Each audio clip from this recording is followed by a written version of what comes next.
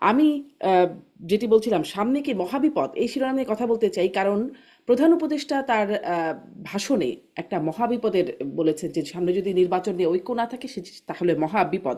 আমি সেই প্রসঙ্গে যাবার আগে একটু এই বিষয়টা নিয়ে কথা তুলতে চাই যে নিরাপত্তা, আঞ্চলিক নিরাপত্তা সম্মেলনে যোগ দিতে আম, বাংলাদেশের বাংলাদেশ থেকে যাচ্ছেন খলিলুর রহমান নিরাপত্তা উপদেষ্টা, ভারতের নিরাপত্তা উপদেষ্টা অজিত দোভালের আমন্ত্রণে। আমি ডাক্তার আব্দুল নূর হোসেন আপনার কাছ থেকে শুরু করতে চাই যে বৈঠকটা তো আন্তরিক নিরাপত্তা বৈঠক, কিন্তু এখানে আসলে শেখ হাসিনা কোনো ফ্যাক্টর হবে কিনা আলোচনার বিষয়বস্তু, নিজেদের মধ্যে আলোচনায় আপনার কি বিশ্লেষণ, কি মনে হয়? কারণ 17 তারিখে বা শেখ হাসিনা রায় আছে, যদিও রায়ের পরে এই বৈঠকটা অনুষ্ঠিত হতে যাচ্ছে, কিন্তু একটা মানে আলোচনার বা কোথাও কোনো ফ্যাক্টর হবেন কিনা শেখ হাসিনা?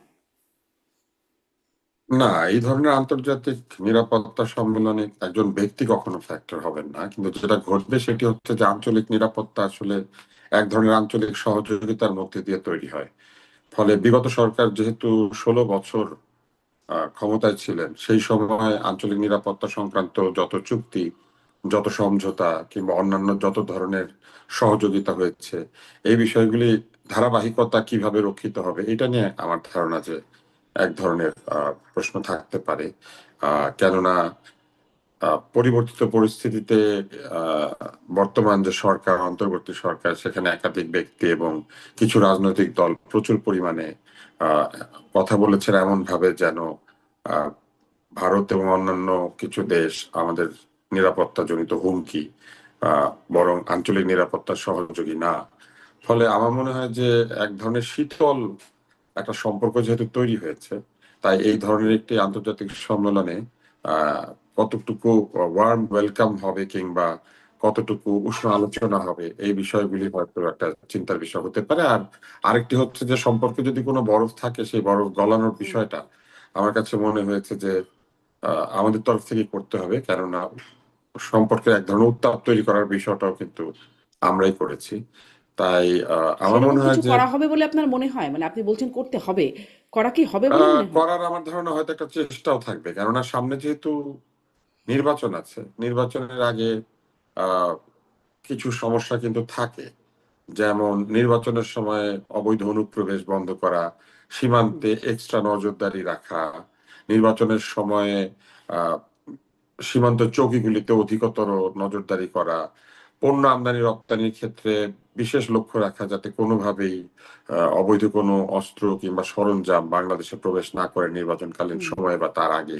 এই বিষয়গুলির ক্ষেত্রে আমার মনে হয় যে সবসময় ভারতের একটা সহযোগিতার প্রয়োজন থাকে, এই জন্য যে আমাদের এখানে অবৈধ অস্ত্র ঢোকার যে রুট, সেটা কিন্তু দুটি দেশ, মিয়ানমার এবং ভারত। এবং ভারতের সঙ্গে আমাদের বৃহৎ সীমান্ত থাকার কারণে এটা অনেক সহজ। বিশেষ করে দেশীয় অস্ত্রশস্ত্র যেগুলো থাকে, আপনি নিশ্চয়ই জানেন যে ভারতে প্রচুর দেশীয় অস্ত্র তৈরি হয়। ভারতে কিন্তু আহ একেবারে আসলের মতো দেশীয় অস্ত্র তৈরি হয়, যেগুলি হয়তো কার্যকারিতা কম কিন্তু যথেষ্ট হুম। লেথাল। ফলে এই জিনিসগুলি যাতে না ঢুকে, এরকম একাধিক চিন্তা ভাবনা আছে। এবং জি, আমার কাছে সেগুলো মনে আলোচ্য হয়েছে যে বিষয়বস্তু হতে শুধু পারে। তাই না, সীমান্তবর্তী যে নির্বাচনী এলাকাগুলি আছে, সেইখানে বিভিন্ন সময় দলগুলি অভিযোগ করে যে ভুয়া ভোটার ঢুকে পড়ে। এরকম নানান আছে, আপনি দেখবেন ইন্ডিয়াও করে এটা, যে আমাদের লোক নাকি গিয়ে সেখানে ভোট দিয়ে দেয়, এইসব বলে। তো এইগুলি যাতে প্রশ্ন না উঠে, এই জন্য আমার মনে হয় যে আলোচনা হবে বা করা উচিত। জি, স্পষ্ট। অনেক ধন্যবাদ ডাক্তার আব্দুল মুত্তার স্যার। জনাব আনিস আলমগীর, আপনার কাছ থেকেও একটু শুনি। আপনার কি মনে হয় যে আসলে যেহেতু আমরা মানে সাবেক প্রধানমন্ত্রী যখন সেখানে গেলেন, ভারতে গেলেন, তারপর পরই অজিত দোভালের সাথে একটা বৈঠক হয়েছে। তারপরেও সম্ভব মানে জানা যায় যে কয়েকবার দেখা হয়েছে অজিত দোভালের সাথে। এখন অজিত দোভালের সাথে বৈঠক হতে যাচ্ছে খলিলুর রহমানের, এবং তার আমন্ত্রণেই যাচ্ছেন তিনি এই বৈঠকে যোগ দিতে। আপনার কি মনে হয় এখানে কোনো ফ্যাক্টর হতে পারে? নাকি আপনিও ডাক্তার আব্দুল মুত্তার স্যারের সাথে একমত? হতে পারে, কারণ এটা তো নির্ভর করছে 17 তারিখ আসলে কি রায় হয়। রায় হয় যদিও সবাই অনুমান করছে যে বড় ধরনের সাজাই এখানে দেওয়ার প্রচেষ্টা আছে, এবং সেই প্রেক্ষাপট ইতিমধ্যেই প্রকাশিত হয়েছে। তো সেটা যে দুই দুই পক্ষ, দুই আহ, বড় নেতা যখন মিলিত হয়, স্বাভাবিকভাবে সেখানে এটা আসতে পারে। আমি এখনো পর্যন্ত শিওর না তাদের মধ্যে দ্বিপাক্ষিক কোনো আলাপ হবে কিনা, কারণ আমি দেখেছিলাম যে সাইডলাইনে একটা বৈঠকের চেষ্টা হচ্ছে। যদি হয় সেখানে আসতে পারে, কিন্তু নিরাপত্তা বিষয়ক যে আঞ্চলিক আহ, আহ, বৈঠক সেখানে হতে যাচ্ছে, সেটা তো সব রাজনৈতিক দলগুলো এই অঞ্চল, সরি, সব দেশগুলো এই অঞ্চলের ওরা বৈঠক করবে এবং সেখানে স্বাভাবিকভাবে ভারত তার কনসার্ন যে সমস্ত দেশগুলোর সাথে আছে, যে এইসব বিষয়গুলো নিয়ে তারা উদ্বিগ্ন, সেগুলো নিশ্চয়ই ভারতের পক্ষ থেকে আসবে। বাংলাদেশের তরফ থেকেও একটা, আপনি কয়দিন ধরে একটা খবর দেখছেন যে লালমনিরহাটের পাশে যে ইয়েটা আছে, যে চিকেন নেক বলে যেটা বলা আছে, শিলিগুড়ি সীমান্ত যেটা, সেখানটা নিয়েও বিরাট একটা ইয়ে হয়েছে।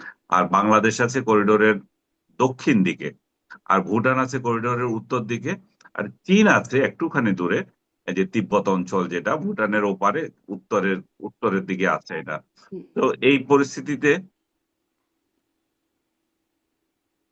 সরি, হ্যাঁ, তো এই জি আমরা এই কিন্তু শুনছি, জি। হুম, ও আচ্ছা, আমার একটা কল এসেছিল তো, এখানে আমার ডিস্টার্ব হচ্ছিল। তো আমি যেটা বলতে চাচ্ছিলাম যে এই করিডোরটা ভারতের জন্য খুব ইম্পর্টেন্ট। এখন ভারত সেখানে যদি নিরাপত্তা সংকট বোধ করে, যেটা সেভেন সিস্টারকে নিয়ে তারা বারবার এই উদ্বেগ প্রকাশ করে আসছিল, বিশেষ করে ডক্টর ইউনূসের সরকার ক্ষমতা আসার পর থেকে। তো আমার মনে হয় যে সেই বিষয়গুলো এখানে আসতে পারে, যেহেতু যদি দ্বিপাক্ষিক আলাপ হয়ে থাকে, নিরাপত্তার প্রশ্নে এসব বিষয়গুলো আসতে পারে। আর বাংলাদেশের সার্বিক পরিস্থিতিও যে এখানে আসবে না তা না। নিরাপত্তা উপদেষ্টার সাথে এই আমাদের খলিলুর রহমানের এর আগে একটা বৈঠক হয়েছিল ইয়েতে, আপনার থাইল্যান্ডে প্রথম হয়েছিল যখন নিরাপত্তা উপদেষ্টা হন নাই। এরপরে এসে ওনাকে এই পদ দেওয়া হলো, যদিও তার এই বিষয়ে কতটা অভিজ্ঞতা আছে দেশে অনেক সমালোচনার সম্মুখীন হয়েছিল, কারণ পররাষ্ট্র বিষয়ে ওনার সামান্য কিছু অভিজ্ঞতা আছে, যেখানে যেহেতু ইভেন উনি অ্যাম্বাসেডরও ছিলেন না। তো এই পরিস্থিতিতে ওনাকে বিরাট একটা পোস্ট দেওয়া হয়েছে। সেই পোস্টের বিপরীতে তাকে কতটা ইন্ডিয়া মূল্য নেই, যে ডক্টর ইউনূস ক্ষমতায় আসার পর যেইভাবে যদু মধুদেরকে যেখানে সেখানে বসাচ্ছে এবং বসিয়েছে, প্রশাসনকে একটা মানে একটা খেলো বিষয় তৈরি করেছে। সেই বিশেষ করে আমাদের মিডিয়া অঙ্গনে যে পোস্ট গুলা, বিএসএস হুম, থেকে শুরু করে বা ওয়াশিংটনের প্রেস মিনিস্টার থেকে শুরু করে, অযোগ্য লোকদেরকে যে উনি বসিয়েছেন, এবং এই অযোগ্যতার লিস্ট ধরে যদি টানা হয় তাহলে সেটা আরো দীর্ঘায়িত হবে। তো সেই জায়গায় আলী রিয়াজ আমি মনে করি যথেষ্ট প্রজ্ঞাবান ব্যক্তি, এবং এখানে ঠিকই আছে। জি। আপনি ইতিবাচক হিসেবে দেখছেন, মানে তিনি, আপনি বলছিলেন অনৈক্য করে গেছেন, এখন তারই যেহেতু অ্যাকশন আছে তিনি ভূমিকা রাখতে পারেন। কিভাবে ভূমিকা রাখতে পারেন আমি একটু ডাক্তার আব্দুল তুষার আপনার কাছ থেকেও জানতে চাই, যে এই প্রসঙ্গটা একটু ছোট্ট করে শুনে নেই, যে তাকে যে এই বিশেষ। কেন দরকার হবে? হুম, হুম, এটাও তো একটা প্রশ্ন, কারণ উপদেষ্টা নিয়োগ করলে তো উপদেষ্টাকে বেতনও দিতে হয়, তাই না? হুম, তো ওনাকে উপদেষ্টা পদমর্যাদায় নিয়োগ দিয়ে রেখে দিলে কি বিষয়ে তিনি উপদেশ দিবেন সেই বিষয়টা কিন্তু নির্দিষ্ট করা হয় নাই। হয়তো হতে পারে এরকম যে এই জুলাই সনদ বাস্তবায়ন এবং প্রক্রিয়া যা আছে সেগুলা নিয়ে কোনো প্রশ্ন হলে কিংবা কোনো আলোচনার প্রয়োজন দেখা দিলে হয়তো তিনি সে আলোচনাটা ইনিশিয়েট করবেন, অথবা তিনি সে আলোচনা অংশ নেবেন, অথবা তার কাছে লোকজন জানাতে পারবে। এটা হতে পারে এই কারণে যে এই কমিটির তো প্রধান ছিলেন ডক্টর মোহাম্মদ ইউনূস নিজেই। তো যেহেতু উনি ব্যস্ত বিভিন্ন কাজে, কেননা তিনি তো একই সাথে প্রধান উপদেষ্টা, হয়তো এটাও হতে পারে যে তিনি নিজের উপর চাপ কমানোর চাইতে মানে ইচ্ছায় উনি ঐকমত্য কমিশনের সাথে জড়িত অন্তত একজনকে রেখে দিয়েছেন, যিনি সরকারের হয়ে প্রশ্ন উত্তর কিংবা আলোচনা সমালোচনা এগুলা করতে পারবেন বা উত্তর দিতে পারবেন। জি। আমি এছাড়া আসলে যে, আমি দেখি হ্যাঁ, না কোনো কারণে যে কেন একজন উপদেষ্টা বাড়িয়ে উপদেষ্টার বেতন সুবিধাদি এই আগামী 3 মাসের জন্য দিতে হবে, এই একটাই কারণ হতে পারে। আর যদি অন্য কোনো কারণ থেকে থাকে সেটা আমি আন্দাজ করতে পারছি না। প্রধান উপদেষ্টার বিশেষ সহকারী এরকম পদে মানে আগে ছিলেন মাহফুজ আলমকে আমরা দেখতাম, তিনি ছিলেন, পরে তো তিনিও উপদেষ্টা হলেন। তিনি অবশ্য আজকে দেখলাম বলছেন যে কেন তারা পারলেন না, মানে পারলেন না এরকম একটা জায়গায় তিনি কনক্লুশনে গেছেন। আহ, এখন আসলে বিশেষ সহকারী মনে করতে পারছি না কারা আছেন প্রধান উপদেষ্টা। এখন বিশেষ সহকারী কে আছেন আমার মনে নাই, আমারও নাই। কারণ আচ্ছা, বিশেষ সহকারীদের তো আসলে কোনো কাজ থাকে না। ঠিক বিশেষ আছে, মানে কি সহকারীর কাজ করেন সেটা থাকে না, আমরা বুঝি মানে না। হচ্ছে যে ওনারা স্পেশাল অ্যাসিস্ট্যান্ট, যে কাজ দেওয়া হবে ওনারা সেটাই করবেন। ব্যাপারটা হুম, এরকম আর কি, কিন্তু তাদের পদমর্যাদাটা অনেক উপরে থাকে। তো জি, এই যে পদমর্যাদা, উচ্চ পদমর্যাদা দিয়ে রেখে দেওয়ার ব্যাপারটা হচ্ছে বিশেষ সহকারী আসলে অন্তর্বর্তী সরকারের দপ্তরবিহীন মন্ত্রী ধরনের একটা ব্যাপার আর কি, যে আপনার দপ্তর নাই কিন্তু আপনি মন্ত্রীর সব সুবিধাদি পাবেন। হুম, তো এইটা জি, কতটুকু যুক্তিসঙ্গত সেই বিবেচনায় না যায়, তবে এটা জি। আমার প্রশ্নটা ধারণা যে তুললাম একটা কারণ আসলে কারণে এটা নিয়ে করা অনেক হয়েছে, প্রশ্ন উঠছে। উনি ইলেকশন প্রশ্নগুলো পর্যন্ত নিশ্চয়ই ওনার শুনেছেন। অতি হুম। আস্থাভাজনদেরকে চারপাশে রাখতে চান সেই জন্য। স্পষ্ট। ডাক্তার আব্দুল তুষার, এই ঐক্য অনৈক্য যেটা তৈরি হলো সেটা নিয়ে আরেকটু কথা বলবো, তবে তার আগে একটু শেখ হাসিনার প্রসঙ্গটা এইভাবে শেষ করি। 17ই নভেম্বর তার রায়ের ঘোষণা, সময় নির্ধারিত আছে। কি হতে পারে বলে মনে হয়? মানে 13 তারিখে একটা পরিস্থিতি আমরা দেখলাম, একটা লকডাউন, সেটা নিয়েও একটু জানতে চাই আপনার কাছে কি মনে হয় সেই লকডাউনটা কি সফল হলো? সরকার যে প্রতিহত হওয়ার কথা বললো, সরকার কি সফল হলো? কার সফলতা কতটুকু? আর 17ই নভেম্বর সম্পর্কে আপনার পূর্বাভাস।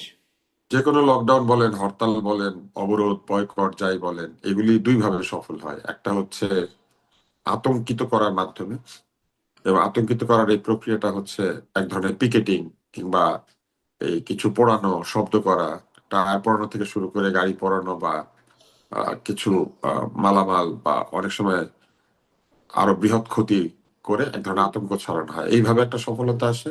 আর একটা সফলতা আসে জনগণ যদি স্বতঃস্ফূর্ত ভাবে হরতাল বয়কটে অংশ নেয়।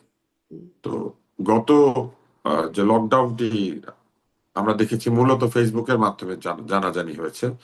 আহ স্থগিত দল আওয়ামী লীগ তো আর কোথাও জনসভা করে নাই, বা কোনো দলীয় কর্মসূচির মধ্যে দিয়ে জনগণকে এটা জানায় না। এটা মূলত সোশ্যাল মিডিয়া নির্ভর একটা প্রচারণা থেকে শুরু হয়েছে, এবং কিছু কিছু জায়গায় ঝটিকা মিছিল এরকম হয়েছে, যেটা এরই মধ্যে তারা করেছে। ফলে আমার মনে হয় যে ওইভাবে আতঙ্ক ছড়াতে তারা খুব একটা সক্ষম হয় নাই।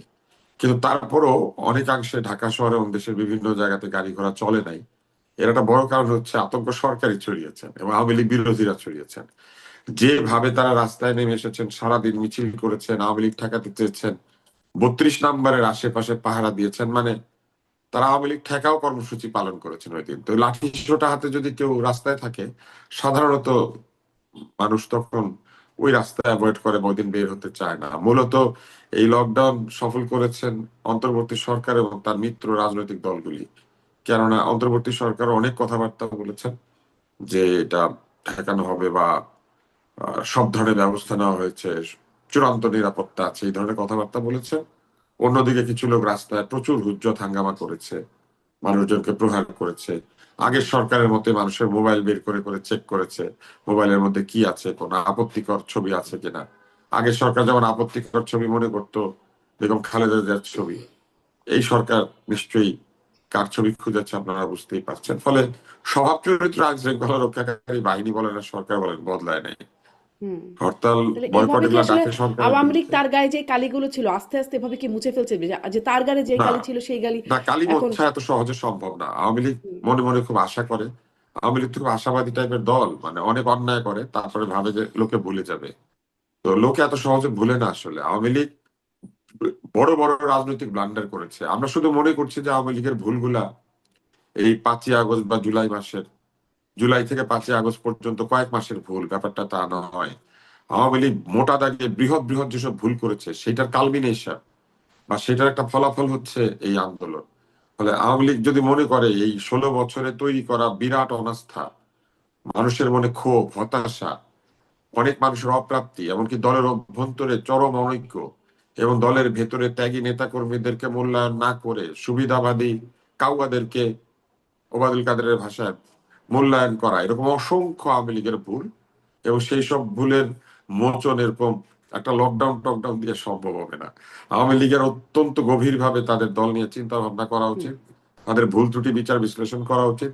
তারা যেভাবে ব্যক্তি নির্ভর হয়ে গিয়েছেন, হুম। যেভাবে একটু ব্যক্তির এখানেও কথা একটু উঠে প্রশ্ন করি বসে। ডাক্তার আব্দুল তুষার, এই যে ভুল ত্রুটি বিচার বিশ্লেষণ করা উচিত বলছিলেন না আপনি, আমরা তো শুরু থেকেই দেখছিলাম যে, এবং এটা নিয়ে দেশে আলোচনাও ছিল যে এত কিছু করার পরে তাদের মধ্যে কোনো অনুশোচনা নাই, কিন্তু সম্প্রতি আহ, শেখ হাসিনা যে সাক্ষাৎকারগুলো দিচ্ছেন সেখানে তিনি কিন্তু আলটিমেট লিডারশিপ রেসপন্সিবিলিটি সেটাকে স্বীকার করছেন।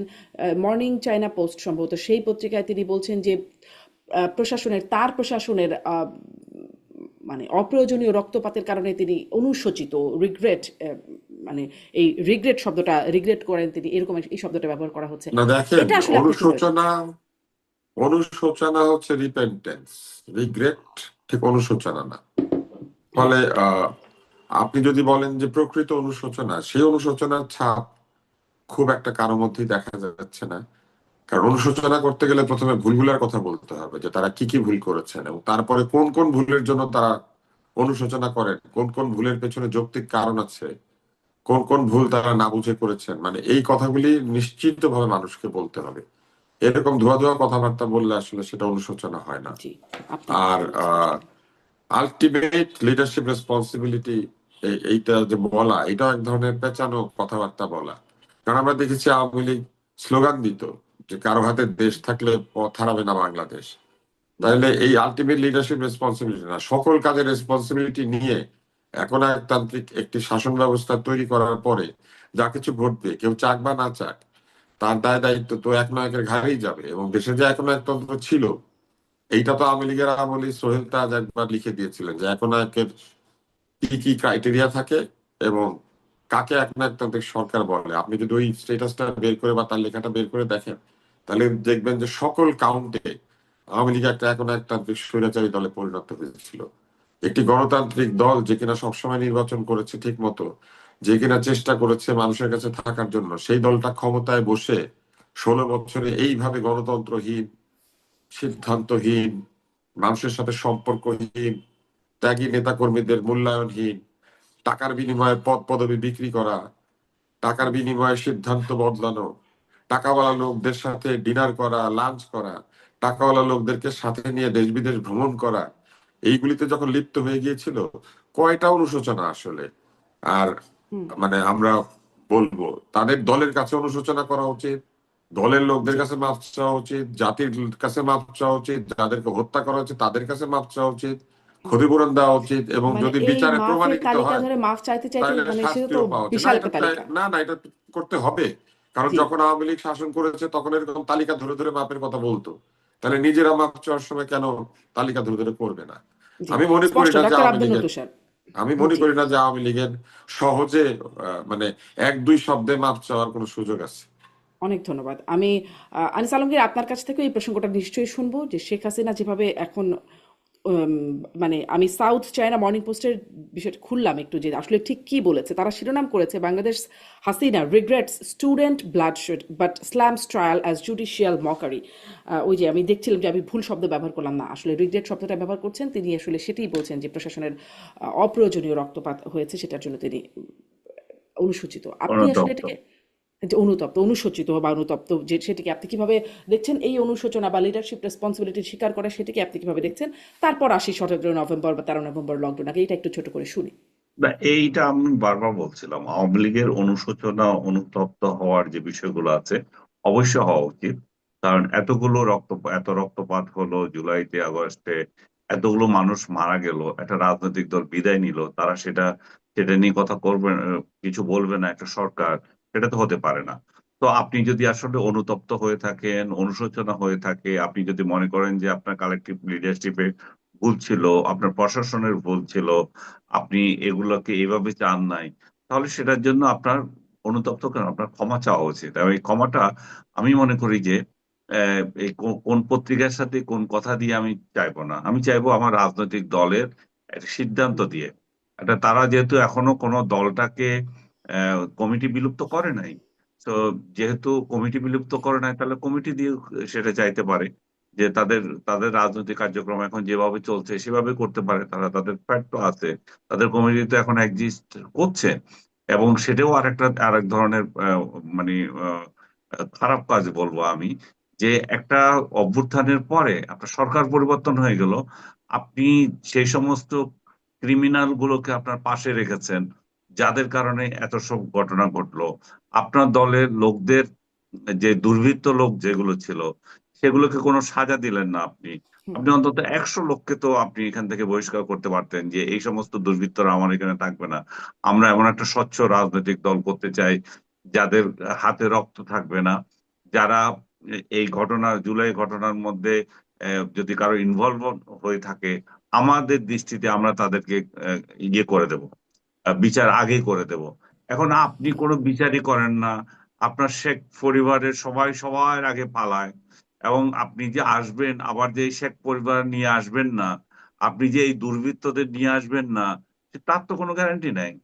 তো শেখ হাসিনা যতদিন পর্যন্ত এই গ্যারান্টি জাতিকে দিচ্ছে না, যতদিন পর্যন্ত জুলাই বিষয়ে ওনার রিগ্রেট। গ্যারান্টি দিচ্ছে না, কিন্তু এটা কি একটা আভাস দেখেন কিনা? কারণ তিনি এটাও কিন্তু একটা সাক্ষাৎকারে না, বলেছেন আমি যে মনে করি যে শেখ নেতৃত্বে হাসিনা, বা বিরোধী দলে থাকা অবস্থায় যে তার পরিবারকেই থাকতে হবে তেমনটা না, মানে এ, সেটি একটা না, বলছেন, এটা নট এটা উনি নেসেসারিলি। উনি উনি এটা পজিটিভ কথাবার্তা বলেছেন যে তার পরিবারই থাকবে, সেটাও উনি ক্লিয়ার করেছেন।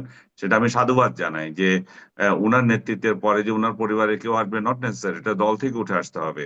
উঠে আসুক, উনিও যদি চেয়ে থাকেন সেটা। কিন্তু বাস্তবতা হচ্ছে যে এই শেখ পরিবারের দুর্বৃত্তরা যারা এখান থেকে টাকা পাচার করেছিল, যারা নিয়ম অনিয়ম যা ইচ্ছা তা করেছিল, তাদের বেলায় উনার দরদ কমে নাই। তো জি। উনি এদের ব্যাপারে উনি কোনো পদক্ষেপ নিচ্ছেন না। দ্বিতীয়ত, যে দুর্বৃত্তগুলো আমি যে বলছিলাম, আমি 2-4টা নাম বলতে তো লজ্জা লাগে এদেরকে, যে হাসান মাহমুদের মতো লোকগুলা বা আরো কাদেরের মতো লোকগুলা, দীপু মনির মতো লোকগুলা, এরা যদি উনার দলে এখনো থেকে থাকে, আরো অনেকগুলো আছে, এই তালিকা অনেক দীর্ঘ। উনি ভালো করে জানেন কারা কারা এই দুর্বৃত্ত, কারা কারা লুটপাটে জড়িত ছিল, কারা কারা অ্যাট্রোসিটিতে জড়িত ছিল, কারা কারা দেশের টাকা পাচার করেছিল, কারা কারা বিরোধী দলকে দমন হুম। করার ক্ষেত্রে এমন স্বৈরাচারী আচরণ করেছিল। তো উনি যদি এগুলো ঠিক করতে পারেন, তাহলে শুধুমাত্র আমি মনে করি যে বাংলাদেশ আওয়ামী লীগের জন্য দরজা মানুষ খুলে দেবে। কারণ মানুষ ক্ষমা করতে জানে, ক্ষমা আপনার চাইতেও হবে। আপনি ক্ষমাও চাইবেন না, আপনি যদি মনে করেন যে এইভাবে চলবে দেশের মধ্যে, আবার আওয়ামী লীগ ক্ষমতায় আসবে, সেটা তো ভুল রাজনীতি হবে। এবং জি। শেখ হাসিনার আরেকটা বড় বিষয় হচ্ছে যে শেখ হাসিনাকে তৃণমূল পর্যায়ে বাংলাদেশে তার দলের লোকেরা চাচ্ছে, এটাতে কোনো সন্দেহ নাই। এবং তাকে একটা ঐক্যের প্রতীক হিসাবে মনে করে তারা। এগুলো সবই তার দলের জন্য পজিটিভ দিক। কিন্তু উনি সেটা কিভাবে ব্যবহার করছেন? উনি কি দুর্বৃত্তদের জন্য যতদিন সাজা দেবেন না, ততদিন তো এটা নিয়ে তার দলের লোকেরও খুশি হবে না। কারণ জি। উনার পরাজয় মানে হচ্ছে যে এ তার পুরো দলেরই পরাজয়, পুরো কর্মী নেতা সবারই পরাজয়, সবারই পলায়ন করা। ওনার পরাজয় মানে হচ্ছে বাংলাদেশের মুক্তিযুদ্ধের পক্ষের শক্তির পলায়ন করা, বাংলাদেশের মুক্তিযুদ্ধের পক্ষের শক্তির পরাজয়। তারা আজকে কথা বলতে পারে না, তাদেরকে আজকে মুক্তিযুদ্ধের পক্ষে কথা বলতে গেলে তাদেরকে শাসায়, তাদেরকে আওয়ামী ট্যাগ কেন দিয়ে দেয়। মুক্তিযুদ্ধের পক্ষে কি আর কোনো শক্তি নাই? মানে সব শক্তি শুধু তার দলেই আছে বা তার পক্ষেই আছে? হ্যাঁ, এটা আমরা আগে মনে করতাম যে বাংলাদেশে আওয়ামী লীগ বাংলাদেশে মুক্তিযুদ্ধের চেতনা বিক্রি করে খাচ্ছে, এবং তারাই শুধুমাত্র মুক্তিযুদ্ধকে নিয়ে ধারণ করে এ ধরনের যে কথাবার্তা বলে, এগুলো খুব খুব এক ধরনের চেতনা ব্যবসা। কিন্তু সত্যিকার অর্থে 5 আগস্টের পরে আবার এটাও প্রমাণিত হয়েছে, আসলে শুধু এরা যদি ব্যবসা যদিও করে থাকে, সেটা তো এখন প্রমাণিত যে আর মুক্তিযুদ্ধের পক্ষে তো অন্য কেউ নাই। মুক্তিযুদ্ধের পক্ষে যদি কেউ থাকতো, স্বাধীনতা হুম। যুদ্ধের স্মৃতিগুলো যে এভাবে নষ্ট হচ্ছে, এবং হুম। 32 নম্বর সহ মুক্তিযুদ্ধের স্মৃতি বিজড়িত জায়গাগুলো যে ধ্বংস করা হলো, বাংলাদেশের জি। প্রতিনিয়ত মানে এখানে সেখানে মুক্তিযুদ্ধের যত চিহ্ন আছে এগুলোকে যে ধ্বংস করা হচ্ছে, ইনক্লুডিং আপনার মনে করেন সেই বিজয় আহ, সরণিতে বঙ্গবন্ধুর সেই বিশাল আকার মূর্তি সহ সারা দেশের মূর্তির কি হয়েছে না হয়েছে, এই যে প্রতীকী ভাবে বলেন বা যেভাবে বলেন, মুজিব হুম। নামটা মুছে দেওয়ার প্রচেষ্টা যেভাবে বাংলাদেশ থেকে চলছে, তো সেখানে শুধুমাত্র মুজিবকে আওয়ামী লীগের নেতা হিসেবে কল্পনা করছি কেন আমরা, বা মুক্তিযুদ্ধকে আওয়ামী লীগের ভাবছি কেন? সেই জায়গায় তো অন্য রাজনৈতিক দলগুলো এর কোনো প্রতিবাদ করেনি, বিশেষ জি। করে বিএনপি সহ, এবং আমাদের প্রগতিশীল যে সমস্ত রাজনৈতিক দলগুলো আছে, তারা তো এটা নিয়ে কিছু বলেনি। তাতে করে আওয়ামী লীগ আরো বড় গলায় বলতে পারছে যে হ্যাঁ, আমরাই তো মুক্তিযুদ্ধের ধারক বাহক, এবং এবং তারা প্রমাণ দিচ্ছে যে তারাই শুধুমাত্র ছিল, এবং জি। তারা সোল এজেন্ট হিসেবে ছিল। জি, তো আপনার বক্তব্য স্পষ্ট। আনিস আলমগীর, আমি এইটা নিয়ে, এই প্রসঙ্গটা নিয়ে যদি ছোট্ট করে কিছু যুক্ত করতে চান, ডাক্তার আব্দুল লতিফ স্যার, আমার মূল প্রশ্ন আসলে 17 নভেম্বরকে ঘিরে, যে কি হতে পারে, কি পূর্বাভাস মনে হয়? কি হতে পারে এটা বলা খুবই কঠিন, কেননা রায়ও আমরা জানি না, আর আওয়ামী লীগের কর্মসূচি কি সেটাও আমরা জানি না। আর রায় কি আইন ধারণা সং করতে পারেন? মানে আমাদের দেশের হয় না যে রায় না, আমরা আমি বেশিরভাগ ধারণা সময় করতে আগেই আসলে ধারণা আমি করে ফেলি। আসলে ধারণা করতে পারি না, এই জন্য যে আওয়ামী লীগের সাংগঠনিক শক্তি সম্পর্কে আসলে এখন আর বাংলাদেশের মানুষের কোনো শ্রদ্ধা নাই, কোনো শ্রদ্ধা অবশিষ্ট নাই। আঞ্চলিকভাবে আওয়ামী লীগের কিছু পাওয়ার হাউস আছে যেখানে হয়তো আওয়ামী লীগের লোকজন বেশ হইচই করে, কিন্তু সারা বাংলাদেশে আওয়ামী লীগের যে শক্তি, সেই শক্তি নিয়ে মানুষের অনাস্থা আছে। আর দ্বিতীয় হচ্ছে আওয়ামী লীগ সেই কোনো একটা কর্মসূচি বলা বা সেটাও করে না, আর বলাটাও কিন্তু অবৈধ, কেননা বাংলাদেশে তো তারা নিষিদ্ধ ঘোষিত বা স্থগিত একটি রাজনৈতিক দল, তাদের তো কোনো রাজনৈতিক ঘোষণা কিংবা দেয়া না দেওয়ার কথা না। আর রায় কি হবে এটা তো আমরা একটা আন্দাজ করতে পারি, কেননা হুম। ডেফিনেটলি রায় তার জন্য খুব একটা ইতিবাচক রায় হবে না। ফলে কি ঘটবে এটা আসলে আমাদের জানার জন্য 17 তারিখ পর্যন্ত অপেক্ষা করতে হবে। তবে আমি যেটা বুঝি যে মুক্তিযুদ্ধের পক্ষের শক্তি আওয়ামী লীগ একমাত্র নয়, এখানে কমিউনিস্ট পার্টি সহ আরো অনেক দল আছে, কিন্তু মেজরিটির শক্তি বলেন বা আহ, দলীয় শক্তি বলেন, এইসব ক্ষেত্রে ওই দলগুলি অনেক ছোট বলে তারা সেরকম ইম্প্যাক্ট ক্রিয়েট করতে পারে না। কিন্তু আওয়ামী লীগ এই মুক্তিযুদ্ধের শক্তি এই কথা বলে বলে মুক্তিযুদ্ধের বিরাট ক্ষতি সাধন করেছে। কারণ মুক্তিযুদ্ধকে তারা দলীয় প্রপার্টিতে পরিণত করেছে এবং মুক্তিযুদ্ধের নেতৃবৃন্দকেও তারা দলীয় প্রপার্টিতে পরিণত করেছে। তারা মুক্তিযুদ্ধকে সার্বজনীন না করে এটা আওয়ামী লীগের সম্পত্তি হিসেবে ব্যবহার করেছে এবং এটা করার ফলে জনগণের একটা বিরাট অংশ মনে করেছে যে এটা মূলত আওয়ামী লীগের যুদ্ধ এবং এই ব্যাপারটাকে তারা স্থাপন করার চেষ্টা করেছে। আপনি যদি তাদের কোনো বক্তৃতা, কোনো লেখা, কোনো কিছু দেখেন তাহলে দেখবেন সেখানে অন্য কোনো দলের কোনো নেতা হুম। নেত্রী কারো কোনো কৃতিত্বের স্বীকারোক্তি নাই, তাদের কারো কোনো অবদানের কথা বলা নাই। 47 থেকে 71 পর্যন্ত বাংলাদেশের যে রাজনৈতিক ঘটনা প্রবাহ, সেখানে এমনকি আওয়ামী লীগেরও একাধিক নেতা রয়েছে যাদের কোনো শব্দ বা নাম তারা রাখেন নাই। তো এই জিনিসগুলি কিন্তু আসলে একটা আহ, এক ধরনের প্রশ্ন তোলে, মানে প্রশ্ন ওঠে কিন্তু। এবং মুক্তিযুদ্ধ সংগঠনের ক্ষেত্রে যে বিভিন্ন ছোট ছোট কিছু ককাসের মতো তৈরি হয়েছিল, সেইগুলিকে তারা কখনো বৃহৎ ইতিহাসে সম্মানিত করার চেষ্টাও করেন নাই। আহ আহ, বিভিন্ন নেতার নাম আপনারা দেখবেন ইতিহাসের মধ্যে কিন্তু এসেছে। হ্যাঁ, সেই নেতাদেরকে, এমনকি তারা আওয়ামী লীগ সমর্থক হলেও তাদেরকে তারা ইতিহাসে কোনো মহিমান্বিত করেন নাই। সবকিছুকে একটি পরিবারের সম্পত্তি বানিয়ে ফেলেছেন এবং যা কিছু ঘটেছে যেন একটি পরিবার থেকেই ঘটেছে এবং বাকি যারা ছিল তারা সেই পরিবারের বন্ধু, এরকম একটা ব্যাপার। মানে আমি এবং আমরা আমরা আমরা মিলে এটা করেছি, আমি আর আমার বন্ধুরা। এই যে কাণ্ডটা করতে গিয়ে তারা এখন যেটা করেছেন সেটা হলো আমাদের মধ্যে এক ধরনের ধারণা জন্মেছে যে ওনারাই মনে হয় মুক্তিযুদ্ধকে প্রোটেক্ট করেন। আসলে ওনারা মুক্তিযুদ্ধকে প্রোটেক্ট করেন না, মুক্তিযুদ্ধকে প্রোটেকশনের নাম দিয়ে তারা মুক্তিযুদ্ধকে খাঁচাবন্দি করে শেষ পর্যন্ত যখন পালিয়ে গিয়েছেন তখন মুক্তিযুদ্ধকে ক্ষতিগ্রস্ত করেছে। জি।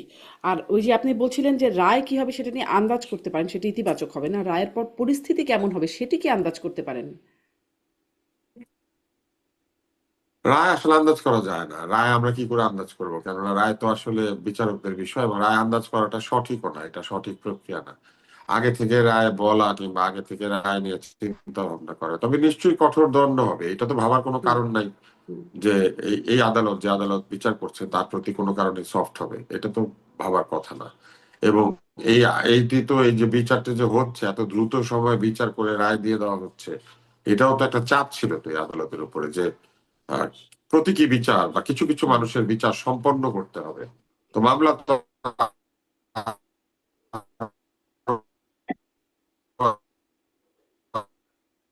একটু কানেকশনের সমস্যা হচ্ছে, একটু কানেকশনের সমস্যা হচ্ছে ডাক্তার আব্দুল তুষার, আমি আসি আপনার কাছে, আমি একটু আনিস আলমগীরকে শুনি। বিচার সম্পন্ন করার চাপ তৈরি হচ্ছে।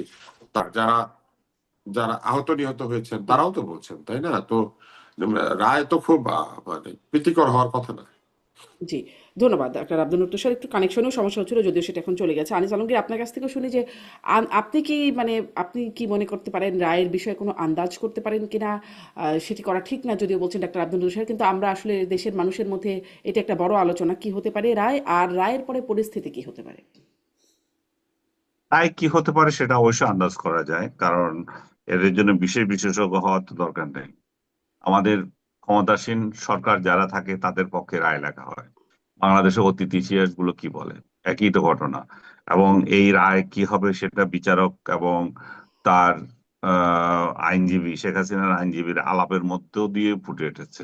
এবং শেখ হাসিনা নিজেই এই যে কয়দিন ধরে আপনি যে সমস্ত ইন্টারভিউ দেখছেন সেখানেও একই আশঙ্কা করছেন। আমি আজকে ওনার ভয়েসে শুনলাম, কার সাথে কথা বলছে জানি না, যে বলছে কিন্তু আপনার কাছ থেকে এটি একটু জিজ্ঞাসা করতে চাই যে সরকারি লকডাউন সফল করে দিয়েছে, একরকম আলোচনা হচ্ছিল, বলছিলেন আপনারা যে ভয়ভীতি সৃষ্টি করা, রাস্তায় লাঠিয়াল বাহিনী বা সরকার এবং আওয়ামী বিরোধী যারা তারাই এখানে একটা ঘটনা দেখলাম যে মুস্তফা সরোয়ার ফারুকী মাননীয় সংস্কৃতি উপদেষ্টা তিনি 13 তারিখে হুমায়ুন আহমেদের জন্মদিন উপলক্ষে একটা বড় আয়োজন করতে চেয়েছিলেন। তিনি ফেসবুকে পোস্ট দিয়েছিলেন যে পূর্ণিমা হলে সেদিন খুব ভালো হতো, ভালোবাসার পূর্ণিমা হবে, এইরকম বক্তব্য দিয়ে। কিন্তু তারপরে আসলে প্রোগ্রামটা কি হলো, নাকি লকডাউন উপলক্ষে তিনি প্রোগ্রামটা বাদ দিয়ে দিলেন? না, ওটা 20 তারিখে পিছিয়ে দেওয়া হয়েছে। তবে ওই দিন তো এই অনুষ্ঠান করলে তাদের পক্ষের লোকেরা তো লাঠি সোটা হাতে রাস্তায় ছিল, তারা কি করে পূর্ণিমা দেখতে আসবে লাঠি হাতে, তাই না? এটা তো সম্ভব না। আর ওই দিন যদি, এটাও আশা করার কোনো উপায় নাই যে আওয়ামী লীগের মধ্যে যারা হুমায়ুনের ভক্ত আছেন তারা আসবেন এই উৎসবে, ফলে ওই দিন আসলে উৎসব সফল করার কোনো অবস্থা ছিল না। যারা ফারুকীর ভক্ত, যারা তারাও আসার উপায় ছিল না, কারণ তারা তখন আওয়ামী লীগ ঠেকাতে ব্যস্ত। আবার ওদিকে যারা হুমায়ুন আমাদের ভক্ত আওয়ামী লীগ করেন, তাদেরও আসার কোনো উপায় ছিল না। ফলে ওই দিন তো আসলে কোনো অনুষ্ঠান করারই আসলে পরিবেশ ছিল না। হুম। তার মানে এই জন্য মানে এই জন্য এটা 20 তারিখে পিছিয়ে দেওয়া হচ্ছে বলে শুনতে পেয়েছি। জি। আম, আসি এবার তাহলে ওই যে সামনে অনৈক্য যে মানে মানে আমরা যে অনৈক্যটা দিয়ে শুরু করলাম, যে যেটি ডক্টর আলী রিয়াজ সৃষ্টি করে গেছেন বলে আপনারাই বলছিলেন, উম, দুঃখিত। সেখানে মাননীয় প্রধান উপদেষ্টা কিন্তু তার বক্তব্য ভাষণ দেওয়ার সময় বলেছেন যে সামনে মহাবিপদ এর শঙ্কা তিনি করছেন যদি রাজনৈতিক অভ্যুত্থানের পক্ষে রাজনৈতিক শক্তিগুলোর মধ্যে ঐক্য না থাকে নির্বাচনকে ঘিরে। আনিস আলমগীর, নির্বাচনকে ঘিরে ঐক্য তো খুব একটা দেখছি বলে মনে হয় না।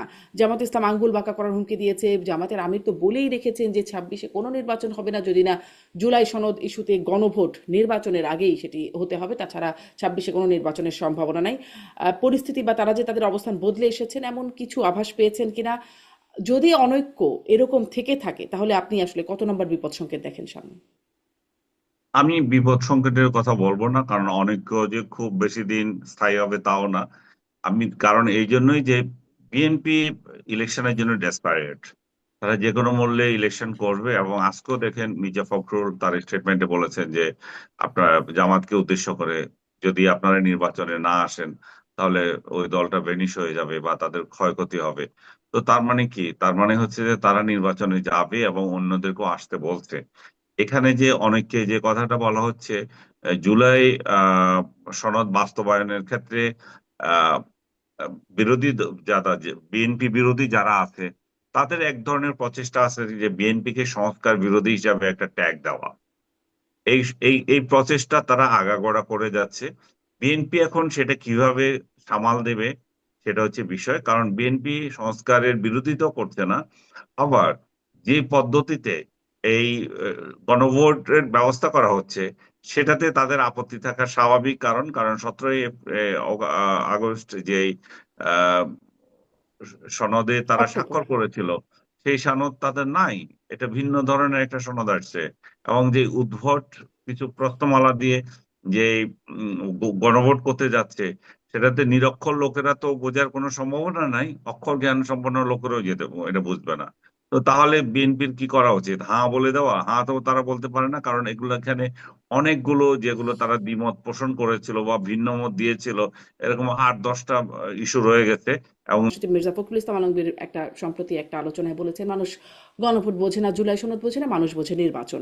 আর জয়নাল আবদিন ফারুক, সাবেক চিফ হুইপ বিএনপির এবং বিএনপি চেয়ারপারসন উপদেষ্টা, তিনি কিন্তু গণভোটের নায়ের পক্ষে, না ভোট দেবার জন্য তিনি তিনি ইতিমধ্যেই বলেছেন। আসলে কি মনে হচ্ছে ডাক্তার আব্দুল দলগত তুষার? সিদ্ধান্ত তো আসতে হবে, উনি পার্সোনালি বলে তো হবে না। হ্যাঁ, হ্যাঁ, সেটাই আর কি। এর আগে মানে এই ভাষণের আগে বিএনপির একটা না ক্যাম্পেইনও ছিল সামাজিক যোগাযোগ মাধ্যমে। সব হুম। মিলেই আমি আসলে জিজ্ঞাসা করতে চাই ডাক্তার আব্দুল তুষার, কি মনে হয় বিএনপি আসলে ঠিক কি করবে, কি প্রচারণা করতে পারে বলে মনে হয়, যে অবস্থা দেখা যাচ্ছে তার বিএনপি প্রেক্ষিতে? জি। প্রচারণার চেয়ে বড় বিষয় হচ্ছে যে 4টা প্রশ্নে একটা হ্যাঁ, এই জিনিসটা আসলে অবাস্তব একটি ব্যাপার। কেননা আপনার কাছে মনে হতে পারে যে প্রশ্ন 1, 2 আর 4 ঠিক, আমার কাছে মনে হতে পারে প্রশ্ন 1, 2 আর 3 ঠিক। তাহলে আমি কেন তিনটাতে আলাদা আলাদা ভাবে হ্যাঁ না দিয়ে যেটা আমার পছন্দ না সেটা তো হ্যাঁ দিয়ে দিব? এটা কিন্তু আসলে কোনো সদুত্তর আহ পাওয়া যায় নাই, এই প্রশ্নের কোনো সদুত্তর পাওয়া যায় নাই। দ্বিতীয় হচ্ছে 2 নম্বর যে ধারাটি রয়েছে সেখানে বলা আছে আরো 30টি বিষয়ে যেগুলিতে দলগুলি একমত হয়েছে। তার মানে ওই দ্বিতীয় প্রশ্নের মধ্যে আরো 30টা প্রশ্ন আছে। হুম। ওই 30টার ব্যাপারে যদি কারো কোনো আপত্তি থাকে, কোথাও কারো 15, কারো 16, কারো 11, সেই বা কেন ব্ল্যাঙ্কেট হ্যাঁ দেবে? তার মানে জনগণকে তার মতামত হ্যাঁ দেওয়া অথবা না দেওয়ার জন্য বাধ্য করা হচ্ছে। কারো যদি দুইটা না মনে হয় তারপরও সে না দিতে চাইলে চারোটাকে না দিতে হবে, আবার কারো যদি দুইটা হ্যাঁ মনে হয় সে হ্যাঁ দিতে চাইলে চারোটাকে হ্যাঁ দিতে হবে। অর্থাৎ মাঝখানে কোনো সুযোগ নাই, এবং অনেক ভাবেও হওয়ার ভেতরে একটা সমস্যা আছে। আর বিএনপি তো তাদের 31 দফা সংস্কার প্রস্তাব করেছিল, যে 31 দফা সংস্কার প্রস্তাবের ভিত্তিতে বহু আলোচনা ঐকমত্য কমিশনে হয়েছে, এবং সেইখানেও দলগুলি একমত হয়েছে। কেননা প্রচুর প্রস্তাব ওইখানেও ছিল যেগুলো অন্য দলও করেছে, অন্যরাও করেছে, কিন্তু সেগুলো জেনুইন সংস্কার প্রস্তাব। ফলে বিএনপি কিন্তু এটাও বলতে পারে যে আমরা আমাদের 31 দফা বাস্তবায়নের মধ্যে দিয়ে জুলাই সনদ বাস্তবায়ন করব, যেগুলি 31 দফায় নাই সেগুলো জুলাই সনদ থেকে নিব, বলতে পারে। কিন্তু কেননা বিএনপি অভিযোগ করেছে এর মধ্যে যে যে জুলাই সনদ ঘটে যাচ্ছে আর যে জুলাই সনদে তারা স্বাক্ষর করেছেন দুইটা এক না। বিশেষ করে নোট অফ ডিসেন্টের যে বিষয়টি, এটাতে তাদের ঘোরতর আপত্তি আছে, যে তুলে ফেলে দেওয়া হচ্ছে নোট অফ ডিসেন্ট। আর এই গণভোটের 4 নম্বর প্রশ্নে বলা আছে যে দলগুলি ওই 30টি এবং অন্যান্য 3টি প্রশ্ন বাদ দিলে আর যা বিষয় আছে সেগুলি ভোটারদের কাছে তাদের দলীয় প্রতিশ্রুতি অনুযায়ী বাস্তবায়ন করবে। তো তার মানে তো আপনি শুধুমাত্র বিজয়ী দলগুলিকে তাদের দলীয় প্রতিশ্রুতি পালন করার সুযোগ দিয়ে দিলেন, কিন্তু জুলাই সনদ প্রণয়নে কি শুধুমাত্র বিজয়ী দলগুলি অংশ নিয়েছিল নির্বাচনে? তা তো না। তাহলে অন্য দলগুলির মতামত আপনি অগ্রাহ্য করে দিলেন, যে ভোটে জিতে আসলে বাকিগুলো আর করতে পারবে, আর ভোটে জিতে না আসলে পারবে না। তো তার মানে কি হলো? তার মানে আপনি একটা বিরাট সংখ্যক আহ বিষয়ে সিদ্ধান্ত দলের কাছে ছেড়ে দিলেন। তো দলের কাছে সিদ্ধান্ত ছাড়ার জন্য তো গণভোটের দরকার নাই। তাই বিএনপি প্রচুর কিছু, মানে অনেক ধরনের যুক্তি দিতে পারে। কোন যুক্তিটা তারা দিবেন আমরা জানি না। এমনকি আমার কাছে মনে হয় যে বিএনপি এটাও হয়তো বলতে পারেন যে এই গণভোটে না ভোট দিলে তাদের কোনো অসুবিধা নাই। সরাসরি হয়তো না বললো না, কিন্তু বললো আপনারা মনের ইচ্ছা মতো না অথবা হ্যাঁ দেন, আমাদের এই গণভোটের সঙ্গে আমাদের সম্পর্ক জি। নাই, আপনারা আমি একটু ভোটাররা মনের ইচ্ছা মতো হ্যাঁ না দেন। আমার এটা এটা খুব কিন্তু বলতে মানে পারে, যে কোনো লোক জি বলতে পারে যে আপনাদের নিশ্চয়ই। মনের ইচ্ছা মতো দেন, এখানে বিএনপির কোনো সে নাই, এটা বলতে পারে। কিন্তু বললে যেটা ঘটবে, বিএনপি এই গণভোটটাকে প্রত্যাখ্যান করবে, কিন্তু জুলাই সনদটা ঠিকই থাকবে, কারণ জুলাই সনদে তারা স্বাক্ষর করেছে, এবং তারপরে তারা দলীয় সিদ্ধান্ত অনুযায়ী জুলাই সনদ বাস্তবায়ন করবে। দলের সাথে যেগুলো মিলবে সেগুলো করবে, যেগুলো মিলবে না করবে না, মানে অনেক স্কোপ ওপেন করে দেওয়া হয়েছে। হুম, এবং এই এই ওপেন করে দেওয়ার বিষয়টা এই ঐকমত্য কমিশন এবং এই অন্তর্বর্তী সরকারই করেছেন, এইভাবে একটা গণভোট আয়োজন করে। জি। আমি আসলে এই একদম শেষ করে ফেলতে চাই প্রোগ্রামটা, কিন্তু এই বিষয়টা একটু জানতে চাই। এটা যে আপনাদের কি মনে হয় সামনে গণভোটে কি হ্যাঁ জিতবে না জিতবে, কত শতাংশ মানুষ ভোট দিতে পারে? আপনাদের একটা বিশ্লেষণ ধারণা, মানে এই অবস্থার প্রেক্ষিতে আপনাদের ধারণা সম্পর্কে জানতে চাই। ডাক্তার আব্দুল তুষার, আপনিও যদি এইটুকু বলেন খুব সংক্ষেপে এই প্রশ্নগুলো। এই এই গণভোটের সঙ্গে আমাদের সাধারণ মানুষের সম্পর্ক তো খুবই কম, কারণ সাধারণ মানুষ এই গণভোটের বিষয়গুলো বোঝে না। ফলে এমনিতেই একটা সিঙ্গেল কোশ্চেনের গণভোট যখন হয়েছে এর আগে, তখন আমরা দেখেছি অতি অল্প সংখ্যক মানুষ এসেছে, কারণ মানুষ মনে করেছে কিছু লোক হ্যাঁ দিলেই হবে। অনেকটা হুম, জানাজার নামাজের মতো, সব লোক তো জানাজার নামাজ পড়তে যায় না। কমিউনিটির একটা অংশ যদি জানাজার নামাজ পড়ে তাহলে জানাজার নামাজটা হয়ে যায়। সেই রকম গণভোটের বেলা মানুষ মনে করে যে ঠিক আছে, মানুষ তো হ্যাঁ দিবেই, যারা হ্যাঁ পার্টি তারা মনে করবে যে হ্যাঁ তো দিবেই, তো আমার যাওয়ার দরকার কি, হ্যাঁ জিতে যাবে। আর যে না দিবে সে চিন্তা করবে আমি না দিই বা লাভ কি, এই জিনিসটা আমার পছন্দ না, এত কষ্ট করবো কেন, তারাও আসে না। তো যে কারণে আমরা দেখেছি যে এর আগে যে গণভোটগুলি হয়েছে, একমাত্র জিয়াউর রহমান সাহেবের সময় যে গণভোট, যেটা ওনার আহ, শাসনকালীন সময় জনগণ সন্তুষ্ট কিনা এরকম একটা প্রশ্ন ছিল, হুম, ওইটা বাদে বাকি কোনো গণভোটে অফিসিয়ালিও কোনো বৃহৎ সংখ্যা দেখানো সম্ভব হয় নাই। ওই গণভোটটাতে একটা সংখ্যা ছিল যেটা আমার অবিশ্বাস্য ছিল, প্রায় 99%-এর কাছাকাছি, 97-98% সম্ভবত, আমি তখন অনেক ছোট।